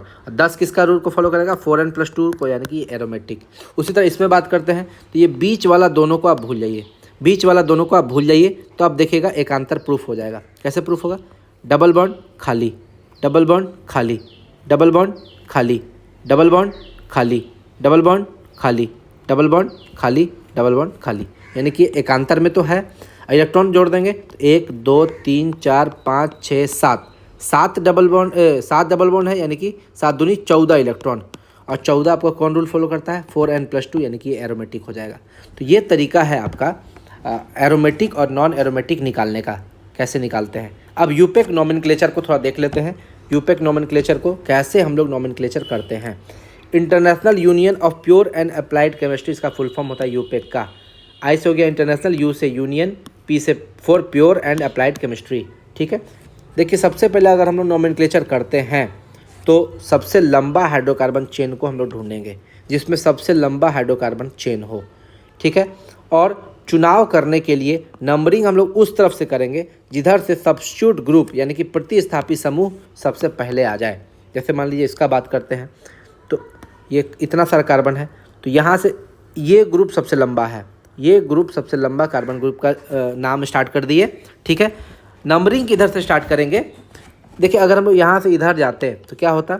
1 2 3 4 5 6 7 8, 8 ही कार्बन होता। लेकिन जब हम लोग इधर से इधर मुड़ गए तो आपका कितना कार्बन हो गया? 9 कार्बन हो गया। देखिए 1 2 3 4 5 6 7 8 9, 9 कार्बन हो गया। इसीलिए हम लोग सीधा ग्रुप को चेन, अपना लॉन्गेस्ट चेन नहीं बनाएंगे, लॉन्गेस्ट चेन हमारा ये बनेगा टेढ़ा मेढ़ा। इसीलिए हम लोग उसी सबसे लंबा हाइड्रोकार्बन श्रृंखला का चुनाव करेंगे, उसके बाद ही नंबरिंग स्टार्ट करेंगे। सबसे पहले सबसे लंबा चेन चुन लिए, अब नंबरिंग स्टार्ट करेंगे जिधर से सब्स्टिट्यूट ग्रुप Sg पहले पड़ेगा। जैसे यहाँ से इधर से स्टार्ट करते हैं, मान लीजिए 1 2 3 4 5, 5वां नंबर पे ये पड़ता, ये आपका 5वां नंबर पे पड़ता। लेकिन इधर से स्टार्ट कर रहे हैं तो तीसरे नंबर पे आपका ग्रुप आ जा रहा है। मतलब ऐसा ग्रुप जो मेन चेन, इसको मेन चेन प्रिंसिपल चेन बोलते हैं। तो अगर इस चेन में सबसे लंबा चेन में जो नहीं है, यानी कि ऊपर में बच गया, ई बच गया, इसको सब्स्टिट्यूट ग्रुप बोल देंगे, प्रतिस्थापी समूह बोल देंगे। प्रतिस्थापी समूह जिधर से पहले आ जाए, इधर से करेंगे तो तीसरे नंबर पर आ जा रहा है, यानी कि ये इधर से ही नंबरिंग स्टार्ट करेंगे, यानी कि left to right, right to left start करेंगे, इधर से हम लोग स्टार्ट नहीं करेंगे, यानी कि नंबरिंग हम लोग कर दिए। अब देखिए नंबरिंग करने के बाद क्या होता है? नंबरिंग करने के बाद क्या होगा? नामकरण किधर से स्टार्ट करेंगे? देखिए नंबरिंग के लिए आपको दिया हुआ, देखिए यदि श्रृंखला में डबल या ट्रिपल बॉन्ड है, सब्स्टिट्यूट ग्रुप नहीं, डबल या ट्रिपल बॉन्ड का बात कर रहे हैं। डबल या ट्रिपल बॉन्ड अगर श्रृंखला में हो तो नंबरिंग उधर से करेंगे जिधर से डबल या ट्रिपल बॉन्ड पहले आ जाए, डबल या ट्रिपल बॉन्ड पहले आ जाए। जैसे देखिए इधर से करेंगे तो आपका डबल बॉन्ड फर्स्ट नंबर पे आ रहा है, और इधर से करेंगे तो 1 2 3 3 नंबर पे आ रहा है, यानी कि नंबरिंग को हम लोग लेफ़्ट से करना पड़ेगा, लेफ़्ट से ही करना पड़ेगा। इसीलिए यहाँ से 1 2 3 4 5 6 7 नंबरिंग करना सही है, क्योंकि यहाँ पर फर्स्ट नंबर पर ही आपका डबल बॉन्ड आ गया। ठीक है, इसका नाम क्या हो जाएगा? हेप्ट, क्योंकि टोटल्स कितना है? 7 कार्बन है, तो इसको लिख दिए हेप्ट। 1 पर आपका डबल बॉन्ड है, यानी कि इन, डबल बॉन्ड को इन लिखते हैं, और आपका 4 पर ट्रिपल बॉन्ड है, 4 आइन, 1 इन 4 आइन इसका नाम हो जाएगा। अब एक चीज़ समझिए, हम लोग इन को पहले क्यों लिखे, आइन को बाद में क्यों लिखे? ऐसा भी तो लिख सकते थे, 4 आइन, इसका नाम ऐसा भी लिखा जा सकता था, हेप्ट 4 आइन 1 इन भी तो लिख सकते थे। आखिर क्यों नहीं लिखें इसका ऐसा नाम? इसका नाम ऐसा इसलिए नहीं लिखें क्योंकि अल्फ़ाबेट में वाई आपका बाद में आता है और ई पहले आता है, इसीलिए ई जो पहले आता है उसको पहले लिखेंगे, और वाई बाद में आता है उसको बाद में लिखेंगे। ठीक है, यानी कि नामकरण अल्फ़ाबेटिकल ऑर्डर के अनुसार करेंगे, अल्फ़ाबेटिकल ऑर्डर के अनुसार करेंगे, यानी कि जो अल्फ़ाबेट में पहले आएगा उसको पहले लिखेंगे। अब यहाँ बात करते हैं, ये आपका कौन सा ग्रुप है? Methyl group. देखिए CH3 है और उसमें एक कार्बन छूटा हुआ है, यानी कि ये इसको बोलेंगे मिथाइल ग्रुप, मिथाइल ग्रुप। और यहाँ पर क्या छूटा हुआ है? Meth eth prop, meth eth prop, propyl group है, प्रोपाइल ग्रुप है।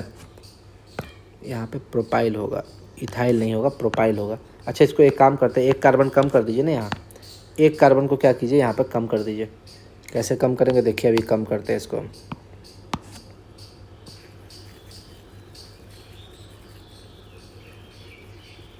हो गया एक कार्बन कम, एक कार्बन कम हो गया। अब देखिए एक कार्बन जब कम हो गया तो यहाँ समझिए, यहाँ पे 2 ही कार्बन है, यानी कि ये इथाइल हो गया। ये क्या हो गया? इथाइल हो गया। यानी कि आपका 1 पर है मिथाइल, 1 पर क्या है? मिथाइल, और 5 पर है इथाइल। तो नाम में पहले आपको लगेगा ना कि 3 नंबर पे पहले मिथाइल आ रहा है, उसको पहले लिख देंगे 3 मिथाइल, 5 पे इथाइल। ठीक है, 3 पे मिथाइल है, 5 पे इथाइल है, और टोटल कितना कार्बन है? 9 कार्बन है। इसको लिख देंगे नोनेन, नोनेन लिख देंगे। तो ये आपका गलत हो जाएगा। क्यों गलत हो जाएगा? क्योंकि इथाइल में आपका ई पहले आ रहा है, मिथाइल में एम बाद में आ रहा है। तो यानी कि मिथाइल को पहले नहीं लिखेंगे, इथाइल को पहले लिखेंगे। इसीलिए हम लोग 5 इथाइल को पहले लिख देंगे और 3 मिथाइल को बाद में लिख देंगे। उसके बाद नोनेन, नोनेन यानी कि टोटल 9 कार्बन है मेन चेन, तो उसमें नोन और डबल बॉन्ड नहीं है, इसलिए एन, एन यानी कि सिर्फ सिंगल बॉन्ड, एल्केन। आगे बात करते हैं। आगे इसका नाम क्या होगा? इसका नाम देखिए, 1 पर आपका इन आ रहा है, 1 पर इन। अब देखिए इसमें हम लोग थोड़ा सा समझना पड़ेगा। जहाँ पर डबल बॉन्ड और ट्रिपल बॉन्ड दोनों तरफ से समान दूरी पर हो तो नंबरिंग डबल बॉन्ड तरफ से स्टार्ट करेंगे। देखिए मान लीजिए यहाँ पर आपका डबल बॉन्ड है, इधर से 1 नंबर पर आपका डबल बॉन्ड आ गया, 1 नंबर पर डबल बॉन्ड आ गया। इधर से नंबरिंग करते तो आपका 1 पर ट्रिपल बॉन्ड आता, 1 पर आपका ट्रिपल बॉन्ड आता। तो आप डबल बॉन्ड और ट्रिपल बॉन्ड लड़ने लगेगा कि भाई मेरे तरफ से नंबरिंग करो, तुम्हारी तरफ से क्यों नंबरिंग होगा? ठीक है, पंचायत मूवी जैसे नंबरिंग नहीं होता था, लड़ाई नहीं होता था, वैसे ही लड़ाई हो जाएगा डबल बॉन्ड और ट्रिपल बॉन्ड में। लेकिन ये क्या होगा? डबल बॉन्ड जीत जाएगा, क्योंकि अल्फ़ाबेट में ई पहले आता है, वाई बाद में आता है। हम बताए थे अल्फ़ाबेटिकल ऑर्डर में उसका नामकरण होता है, तो चेन भी आपका उसी हिसाब से चलेगा। डबल बॉन्ड जीत जाएगा, डबल बॉन्ड तब से नंबरिंग स्टार्ट होगा। तो डबल बॉन्ड से 1 2 3 4 5 नंबरिंग कर देंगे। इसका नाम क्या होगा? आप देखिए टोटल 5 कार्बन है, तो पेंट। 1 पर इन, 1 पर डबल बॉन्ड है तो 1 पर इन और 5 पर आइन, 4 पर आइन, 4 पर है ना, 4 पर आइन। जो छोटा होता है 4 और 5 में उसी को लिखते हैं, 4 पर आइन। ठीक है, आगे स्टार्ट करते हैं। इसका नाम क्या होगा? इसका नाम क्या होगा? तो सबसे पहले सबसे लंबा चेन लिख देंगे। ये हो गया हमारा सबसे लंबा चेन, ये हो गया हमारा सबसे लंबा चेन। लंबा चेन लिख दिए। और नंबरिंग किधर से भी कीजिए, इधर से कीजिए चाहे उधर से कीजिए, बात बराबर है। 3 पर आपको ये आएगा इथाइल, और 3 पर ही आपको फिर इथाइल आ गया, यानी कि 3 पर आपका 2 गो इथाइल आ गया। तो इसको लिख देंगे 3 डाई इथाइल, यानी कि 3 पर इथाइल और 3 पर इथाइल, यानी कि 3 और 3 पर 2 गो इथाइल है, इसलिए डाई इथाइल। और लॉन्गेस्ट चेन में आपका क्या है? 5 कार्बन है। पेंट, एक भी डबल बॉन्ड नहीं दिख रहा है आपको, तो एन, पेंट एन, एन यानी कि सिर्फ सिंगल बॉन्ड है, एन का मतलब सिंगल बॉन्ड है। इसका बात करें, इसका नाम क्या होगा? तो सबसे पहले सबसे लंबा चेन ये हम लोग चुन लिए। नंबरिंग इधर से स्टार्ट करते हैं, मान लीजिए इधर से स्टार्ट करते हैं तो क्या होता? 1 2 3, 3 पर आता है आपका सब्स्टिट्यूट ग्रुप। लेकिन इधर से स्टार्ट करेंगे नंबरिंग तो 2 पर आएगा। तो नंबरिंग हम लोग का इधर से स्टार्ट होगा, ना कि उधर से। तो यहाँ पे हो गया कार्बन 1 2, 2 पर आपका क्या है? मिथाइल ग्रुप, तो 2 पर मिथाइल, और टोटल कार्बन कितना? 4, यानी कि ब्यूटेन। अब यहाँ देखिए fluorine, chlorine, bromine, iodine. Fluorine, chlorine, bromine, iodine, इसको हैलोजन बोलते हैं। ये जब भी आपका सब्स्टिट्यूट ग्रुप होगा, ये मतलब जब भी होगा तो सब्स्टिट्यूट ग्रुप ही इसको मानना है। और इसको भी अल्फ़ाबेटिकल ऑर्डर में लिखना है, यानी कि आपको फ्लोरीन पहले नहीं लिखाएगा, पहले आपको क्या लिखाएगा? ब्रोमीन लिखाएगा, क्योंकि बी पहले आता है अल्फ़ाबेट में। फिर क्लोरीन लिखाएगा, फिर एफ लिखाएगा फ्लोरीन, फिर आयोडीन, आयोडीन सबसे लास्ट में है, लास्ट टाइम लिखाएगा। अब जैसे इसका बात करते हैं CH3 CH2 Cl, इसका नाम क्या होगा? तो यहाँ पर आपका क्या है? नंबरिंग देखिए यहाँ पे 1 2 नंबरिंग कर दिए। 1 पर आपका क्लोरीन है, यानी कि क्लोरो, क्लोरीन है यानी कि क्लोरो, 1 क्लोरो, और 2 कार्बन है यानी कि इथेन। नंबरिंग कर दीजिए पहले, नंबरिंग 1 2 नंबरिंग कर दिए। 1 पर आपका क्लोरो है तो 1 क्लोरो, और टोटल कार्बन कितना है? 2, यानी कि इथ, और एक भी डबल बॉन्ड नहीं है तो एन, इथेन, 1 क्लोरो इथेन। इसमें बात करते हैं, देखिए 3 पर आपका फ्लोरीन है, 5 पर क्लोरीन है। तो नामकरण जब भी करेंगे तो ऐसा नहीं कि 3 पर आया है फ्लोरीन तो 3 को पहले लिख देंगे, नहीं। अल्फ़ाबेट में C जो है वो F से पहले आता है, इसलिए 5 पे क्लोरो पहले लिखेंगे, 5 क्लोरो 3 फ्लोरो और टोटल कार्बन है 6 है, टोटल कार्बन 6 है, तो पेंट क्यों लिखे हैं भाई, यही तो गड़बड़ है। पेंट नहीं होगा यहाँ पे हेक्स होगा, हेक्स 1 इन। ठीक है, यहाँ इसको सुधार लीजिए, इसका नाम होगा हेक्स 1 इन। ठीक है, इसको हम एक बार ऐसा करते हैं, वाइट कलम चला देते हैं तो ये क्या हो जाएगा, हट जाएगा। वाइट कलम चलाने से ये हट जाएगा। यहाँ पे अब हम लोग हेक्स लिख देते हैं, हेक्स 1 इन, ये हो जाएगा आपका सही आंसर, ये हो जाएगा आपका सही आंसर। उसके बाद बात करते हैं आगे, जो भी गलती होगा उसको सुधार लिया जाएगा। यहाँ देखिए, ये है आपका क्वेश्चन, इसमें लॉन्गेस्ट चेन चुन लिए, इधर से आने पे आपका 2 नंबर पे मिल रहा है, इधर से भी 2 नंबर पे, तो किधर से भी कीजिए कोई दिक्कत नहीं है। इधर से आइए ऊपर से नीचे तो भी आपका 2 नंबर पे मिल रहा है सब्स्टिट्यूट ग्रुप, नीचे से ऊपर जाइए तो भी आपको 2 नंबर पे मिल रहा है। यहाँ पर आपका क्या है, मिथाइल, यहाँ पर भी आपका क्या है, मिथाइल, यानी कि 2 को मिथाइल है। एक मिथाइल आपको 2 पर मिल रहा है, एक मिथाइल आपको 3 पर मिल रहा है, तो 2 3 डाई मिथाइल और ब्यूटेन, क्योंकि कहीं पे डबल बॉन्ड ट्रिपल बॉन्ड नहीं है तो एन, एल्केन हो जाएगा। इसका बात करें, ये हो गया लॉन्गेस्ट चेन। यहाँ पर आपको मिथाइल मिल रहा है, यहाँ पर आपको मिथाइल मिल रहा है और यहाँ पर आपको इथाइल मिल रहा है, इथाइल मिल रहा है। ठीक है, अगर नंबरिंग नीचे से करते ठीक है, तो ये आपको 3rd नंबर पर आता। अगर नंबरिंग ऊपर से किए हैं तो ये आपका 2nd नंबर पर आ रहा है। तो जिधर से पहले मिल जाए सब्स्टिट्यूट ग्रुप उधर से करेंगे, इसलिए नंबरिंग हम लोग ऊपर से करेंगे। तो यहाँ पर 2 पर आपका क्या आ गया, इथाइल, 2 इथाइल, और 4 पर आपको आ गया मिथाइल। ठीक है, 2 इथाइल 4 मिथाइल, हेक्स 1 इन। हेक्स 1 इन क्यों लिखे, क्योंकि डबल बॉन्ड आपका 1 पर है, इसलिए 1 पर इन है, यानी कि 1 पर इन, यानी कि 1 पर डबल बॉन्ड। अगला इसका बात करें, इसका नोमेनक्लेचर क्या होगा, इसका नामकरण कैसे होगा। देखिए, नंबरिंग हम लोग उधर से स्टार्ट किए। क्यों उधर से स्टार्ट किए, क्योंकि ट्रिपल बॉन्ड हमको 1st नंबर पर मिल गया।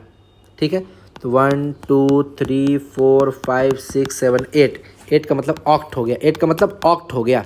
अब समझिए, डबल बॉन्ड कहाँ कहाँ मिला, यहाँ पर डबल बॉन्ड मिला, यहाँ पर डबल बॉन्ड मिला, यानी कि एक आपको 4 पर मिला है और एक आपको 6 पर मिला है।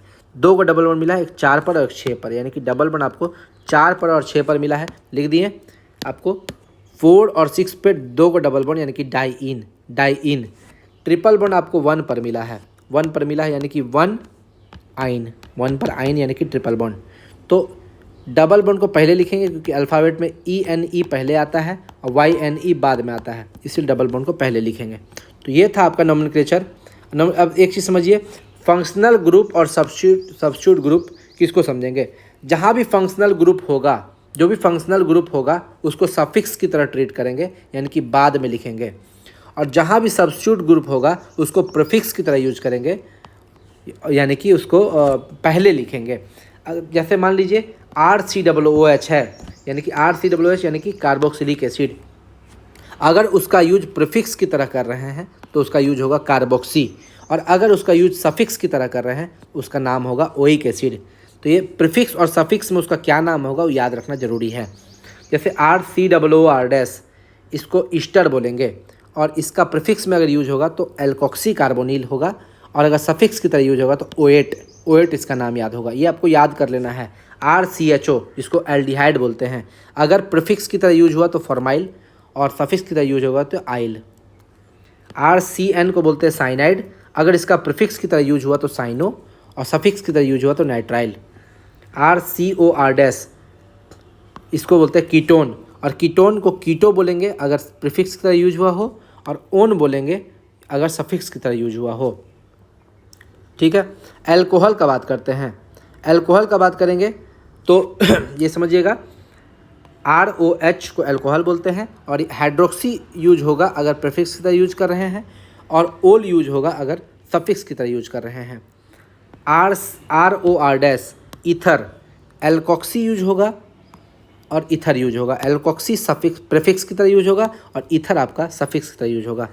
एल्केन, एल्कीन, एल्काइन, ये सब हमें देखिए, एल्केन नहीं है, एल्कीन और एल्काइन है। डबल बॉन्ड और ट्रिपल बॉन्ड जो है ये हमेशा आपको सफिक्स की तरह ही ट्रीट होगा, कभी आपको दूसरी तरह ट्रीट नहीं होगा, सिर्फ और सिर्फ सफिक्स ही ट्रीट होगा, इसलिए इसमें प्रीफिक्स में कुछ नहीं आएगा।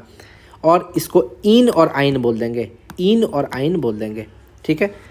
RX को बोलते हैं हैलोजन, ये आपका हमेशा प्रीफिक्स की तरह यूज होगा। हैलोजन आपका हमेशा प्रीफिक्स की तरह यूज होगा। ब्रोमो, क्लोरो, फ्लोरो, आयोडो इसको बोलते हैं। एल्काइल ग्रुप भी आपका हमेशा प्रीफिक्स की तरह यूज होगा, यानी कि हैलोजन और एल्काइल ग्रुप जो है वो आपका हमेशा प्रीफिक्स की तरह यूज होगा, कोई दिक्कत नहीं है। आगे बढ़ते हैं। जैसे मान लीजिए इसका नाम क्या होगा, ये आपका मेन ग्रुप है 1 2 3 4 5, ये मेन चेन हो गया। मेन चेन में जो आपका OH है, OH ये अल्कोहल है, ये किस तरह यूज हुआ है, ये किस तरह सब्स्टिट्यूट ग्रुप की तरह यूज हुआ है, सब्स्टिट्यूट ग्रुप, ठीक है। ये मेन चेन में नहीं, जो मेन चेन में नहीं आएगा वो सब्स्टिट्यूट ग्रुप का नाम होगा। और सब्स्टिट्यूट ग्रुप में जब भी OH आता है तो कैसा होगा, देखिए सब्स्टिट्यूट ग्रुप में जब भी आपका OH यानी कि देखिए अल्कोहल आएगा तो उसका नाम होगा हाइड्रोक्सी। उसका नाम क्या होगा, हाइड्रोक्सी, यानी कि इसका नाम क्या होगा, 4 नंबर पर आपका क्या हो गया, OH यानी कि हाइड्रोक्सी। 4 नंबर पर OH आ गया यानी कि हाइड्रोक्सी। और पेंटेनोइक एसिड, पेंटेनोइक एसिड क्यों, क्योंकि COOH जो है वो आपका, ये देखिए यहाँ पर 2 को आपको COOH जो है वो भी आपका यहाँ पर नाम आता है। COOH भी है और OH भी है, देखिए OH भी है, ये दोनों है। तो COOH का हम लोग ओइक एसिड लिखेंगे क्योंकि इसका यूज सफिक्स की तरह करेंगे, फंक्शनल ग्रुप की तरह करेंगे। फंक्शनल ग्रुप उसको बोलेंगे जो आपका मेन चेन में आ जाएगा, मेन चेन में आ जाएगा। और जो मेन चेन से बाहर आएगा उसको सब्स्टिट्यूट बाहर आ जाएगा, मेन चेन से बाहर होगा। जैसे यहाँ पर बात करें तो COOH जो है वो इस मेन चेन में आ गया है, मेन चेन में आ गया है, इसीलिए COOH को क्या बोलेंगे, फंक्शनल ग्रुप। क्या बोलेंगे, फंक्शनल ग्रुप। तो यहाँ लिख देते हैं COOH क्या हो जाएगा आपका, फंक्शनल ग्रुप हो जाएगा। वहीं OH क्या हो जाएगा, मेन चेन में नहीं आया इसलिए इसको सब्स्टिट्यूट ग्रुप बोलेंगे। क्या बोलेंगे, सब्स्टिट्यूट ग्रुप। फंक्शनल ग्रुप हमेशा सफिक्स की तरह यूज होता है और सब्स्टिट्यूट ग्रुप हमेशा प्रीफिक्स की तरह यूज होता है। तो OH का प्रीफिक्स होता है हाइड्रोक्सी और COOH का सफिक्स होता है ओइक एसिड। देखिए यहाँ पे ओइक एसिड, देखिए लिखा हुआ है यहाँ पर आपको ओइक एसिड, इसीलिए COOH को में ओइक एसिड लिखेंगे। तो यहाँ पर क्या होगा, टोटल 5 कार्बन है, तो 5 कार्बन को होता है पेंट, तो हो जाएगा पेंटेनोइक एसिड, पेंटेनोइक एसिड, ठीक है। तो यही था तरीका। अब बताइए COOH को हम लोग फंक्शनल ग्रुप लिए, OH को फंक्शनल ग्रुप क्यों नहीं लिए, क्यों नहीं लिए बताइए, फंक्शनल ग्रुप इसको क्यों नहीं लिए। देखिए यहाँ समझिए, कभी भी फंक्शनल ग्रुप में ऊपर वाला को पहले प्रेफरेंस देंगे। कार्बोक्सिलिक एसिड सबसे ऊपर है, इसको सफिक्स हमेशा ऊपर वाला लेंगे। देखिए लिखे हैं यहाँ पे, सफिक्स ऊपर वाले को लेंगे। जब भी ये सब टकराएगा, मान लीजिए आपका कार्बोक्सिलिक एसिड और एल्डिहाइड टकरा गया, मान लीजिए, किसको वैल्यू देंगे ज़्यादा, ऊपर वाला को, कार्बोक्सिलिक एसिड को ज़्यादा वैल्यू देंगे। इसीलिए वो कार्बोक्सिलिक एसिड जो है उसको मेन ग्रुप में ले लेंगे, यानी कि फंक्शनल ग्रुप में ले लेंगे।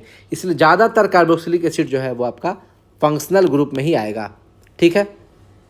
ईस्टर जो है आपका फंक्शनल ग्रुप में आएगा। एल्डिहाइड अब देखिए मान लीजिए टकराएंगे हम लोग एल्डिहाइड और अल्कोहल को, एल्डिहाइड और अल्कोहल को, कौन जीतेगा, एल्डिहाइड जीतेगा, क्योंकि एल्डिहाइड इससे ऊपर है, एल्डिहाइड इससे ऊपर है, यही क्रम है, ठीक है। अब मान लीजिए अगला क्वेश्चन देखते हैं। यहाँ पर ये है आपका OH और Cl। अब देखिए ये आपका हो गया फंक्शनल ग्रुप। यहाँ पे देखिए OH और Cl जब भी टकराएगा OH को ले लेंगे क्या हम लोग, फंक्शनल ग्रुप, फंक्शनल ग्रुप ले लेंगे। क्यों ले लेंगे फंक्शनल ग्रुप, क्योंकि यहाँ पे OH और क्लोरीन, यहाँ देखिए OH हो गया आपका अल्कोहल, OH क्या हो गया, अल्कोहल, और हैलोजन में आपका हो गया X यानी कि क्लोरीन। तो हैलोजन और अल्कोहल में जब भी टकराएंगे ऊपर वाला जीतेगा, अल्कोहल जीतेगा, यानी कि अल्कोहल अब क्या आ जाएगा, फंक्शनल ग्रुप, यानी कि अब उसका OL लेंगे, OL यानी कि सफिक्स वाला पार्ट लेंगे, सफिक्स वाला पार्ट लेंगे। फंक्शनल ग्रुप जब भी आता है सफिक्स वाला पार्ट लेंगे, यानी कि OL। अब समझिए इसको नामकरण कैसे होगा। 3 पर आपका सब्स्टिट्यूट ग्रुप है तो उसको लिख दीजिए 3 पर क्लोरो, लिख दिए 3 पर क्लोरो। और यहाँ पे टोटल कितना कार्बन है, 4 कार्बन है, तो 4 में हो गया ब्यूट, ओल, ब्यूटेनोल, ओल आ गया लास्ट में, देखिए ओल, ब्यूटेनोल, ठीक है। तो ये तरीका होता है। नंबरिंग हमेशा उधर से करेंगे जिधर से फंक्शनल ग्रुप सामने रहे, ना कि सब्स्टिट्यूट ग्रुप। अब देखिए नंबरिंग हम लोग इधर से भी कर सकते थे, 1 2, देखिए 1 2 3 4, तो देखिए सब्स्टिट्यूट आपका 2 नंबर पर आता है, लेकिन हम लोग को नंबरिंग हमेशा उधर से करना है जिधर से फंक्शनल ग्रुप सामने रहे, ना कि सब्स्टिट्यूट ग्रुप। इसीलिए OH को प्राथमिकता देंगे और जहाँ OH रहेगा वहीं से, उसी के बगल से नंबरिंग करेंगे स्टार्ट, यानी कि यहाँ OH के बगल वाला कार्बन से यहाँ से नंबरिंग स्टार्ट कर देंगे। तो ये आपको ये भी पॉइंट याद रखना है।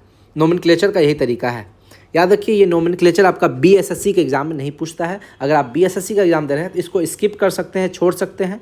अगर आप रेलवे का एग्जाम कर रहे हैं, दे रहे हैं तैयारी, तो आपको इसको एक बार पढ़ना जरूरी है। अब ये है आपका, देखिए यहाँ पर ऐसा दिया हुआ है, 2 गो OH है, 2 गो OH है, यानी कि आप समझ लीजिए इस दोनों और यहाँ पर एक आपका एल्डिहाइड है। कौन है? एल्डिहाइड। एल्डिहाइड जो है वो जीत जाएगा और फंक्शनल ग्रुप बन जाएगा, फंक्शनल ग्रुप बन जाएगा। और ये दोनों OH जो है बेचारा सब्स्टिट्यूट ग्रुप बन के रह जाएगा, क्योंकि एल्डिहाइड जो है CHO वो ऊपर आता है। देखिए यहाँ पे क्रम जो है, एल्डिहाइड आपका ऊपर आता है, अल्कोहल से जीत जाता है, अल्कोहल से ये जीत जाएगा क्योंकि ये इसके ऊपर आता है।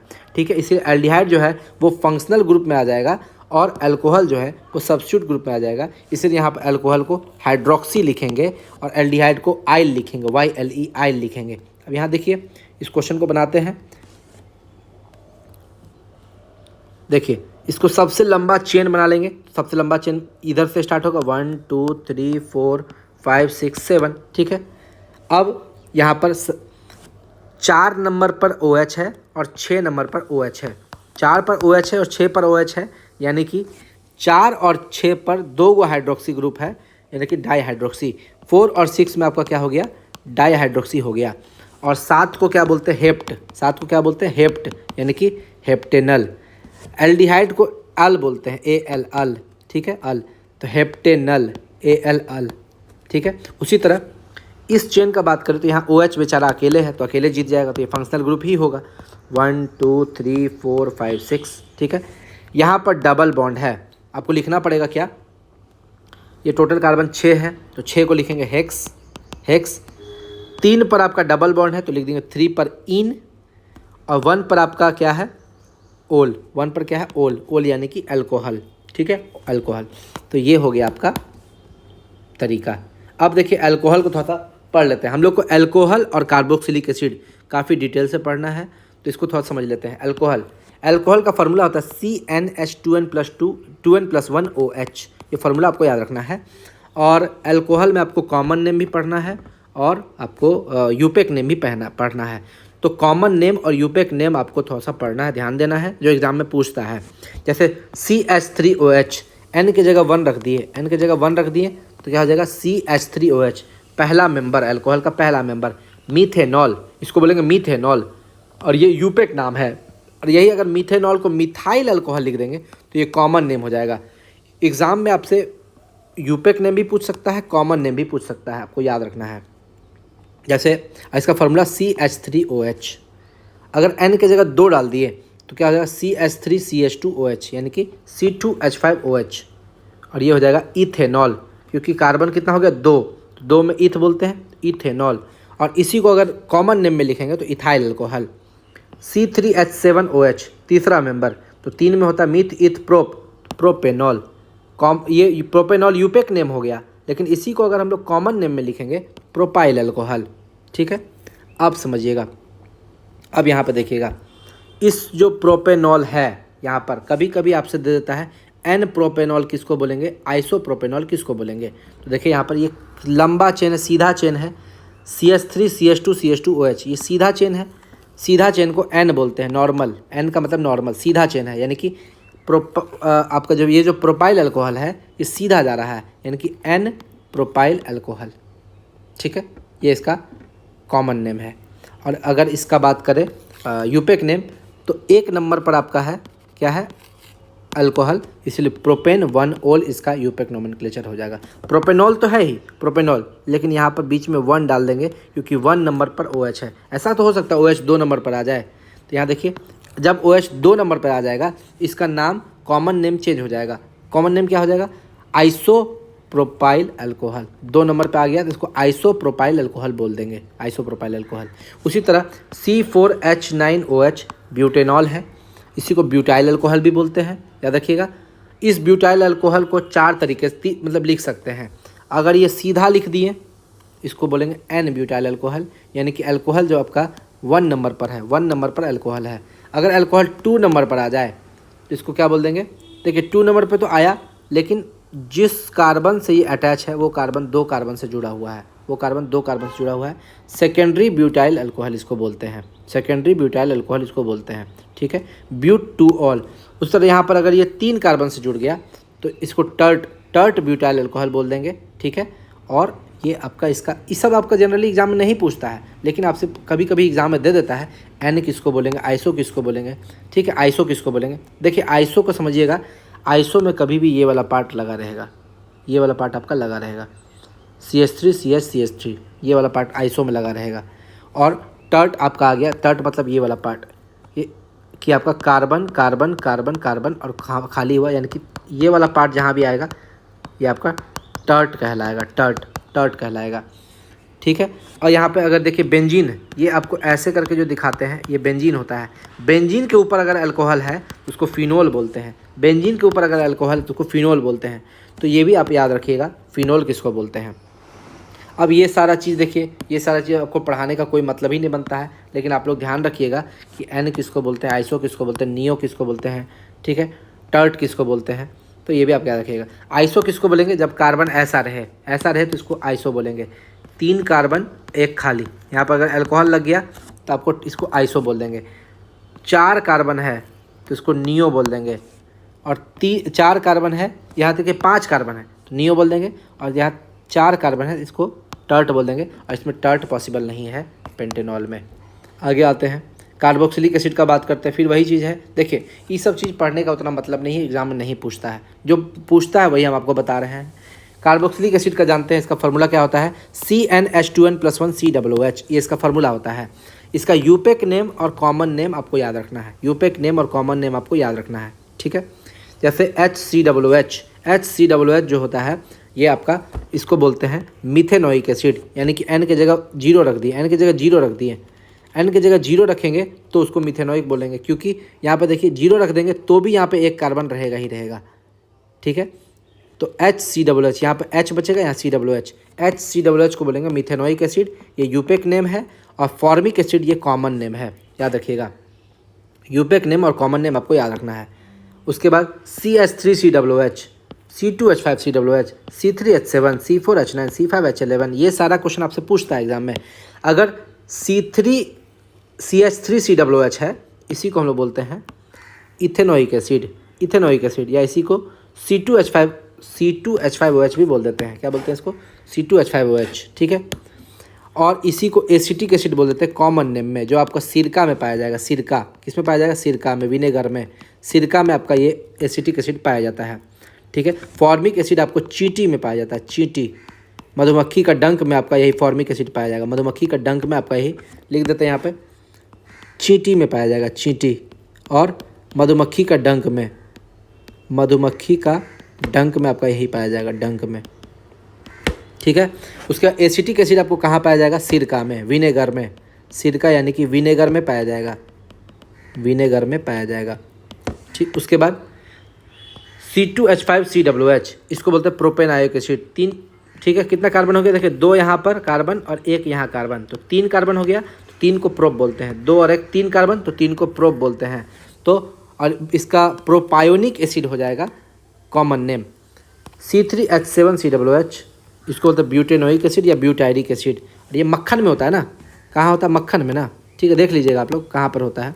ये सारा चीज़ आपको याद रखना है। जैसे आपका ये क्या बोलते हैं, सेब में कौन सा एसिड होता है, सेब में, ठीक है, सेब में क्या कौन एसिड होता है, ठीक है। फॉलिक एसिड में आयरन पाया जाता है, याद रखिएगा, फॉलिक एसिड में आयरन पाया जाएगा, ठीक है। मैलिक एसिड किस में पाया जाएगा, कमेंट कीजिएगा, मैलिक एसिड कहाँ पाया जाएगा, ठीक है। इमली में क्या पाया जाएगा, इमली में कौन सा एसिड पाया जाएगा, ठीक है। टमाटर में कौन सा एसिड, टमाटर में ऑक्जेलिक एसिड पाया जाएगा, ठीक है। इस टाइप का क्वेश्चन आपसे एग्जाम में पूछता है। उसके बाद याद रखिए, कहाँ गया, हाँ, C5H11 हेक्सेनोइक एसिड, इसी को कैप्रोइक एसिड बोलते हैं। देखिए यहाँ पे नाम आपको कॉमन नेम याद रखना है। जैसे पेंटेनोइक एसिड का कॉमन नेम क्या है, वैलेरिक एसिड, ये बड़ा अजीब नाम है, ये तीनों याद रखना है। पेंटेनोइक एसिड का कॉमन नाम वैलेरिक एसिड, हेक्सेनोइक एसिड का कॉमन नाम कैप्रोइक एसिड, और प्रोपेनोइक एसिड का कॉमन नाम एक्राइलिक एसिड। इस तीनों को याद रखना है, नाम याद रखना है। अब देखिए, अगर बेंजीन के ऊपर COOH लग जाए तो इसको बेंजेनोइक एसिड बोलते हैं, ठीक है, बेंजोनोइक एसिड बोलते हैं। अब देखिए कुछ एक चीज़ आपको याद रखना है, कहीं कहीं COOH ग्रुप 2 बार आ जाता है। COOH ग्रुप आपका 2 बार आ जाएगा। देखिए यहाँ COOH ग्रुप 2 बार आ गया, 2 बार आ गया। उसका कुछ ट्रिक है, ये आपसे कभी कभी एग्ज़ाम में पूछ लेता है। जैसे देखिए आपसे पूछेगा कि ऑक्जेलिक एसिड क्या होता है, आपको याद रखना है ओम से गुरु आराधना, ओम से गुरु आराधना, ये ट्रिक है। ओम यानी कि ऑक्जेलिक एसिड, एम यानी कि मेलोनिक एसिड, से यानी कि सक्सिनिक एसिड, गुरु यानी कि ग्लूटेरिक एसिड, आराधना यानी कि एडिपिक एसिड।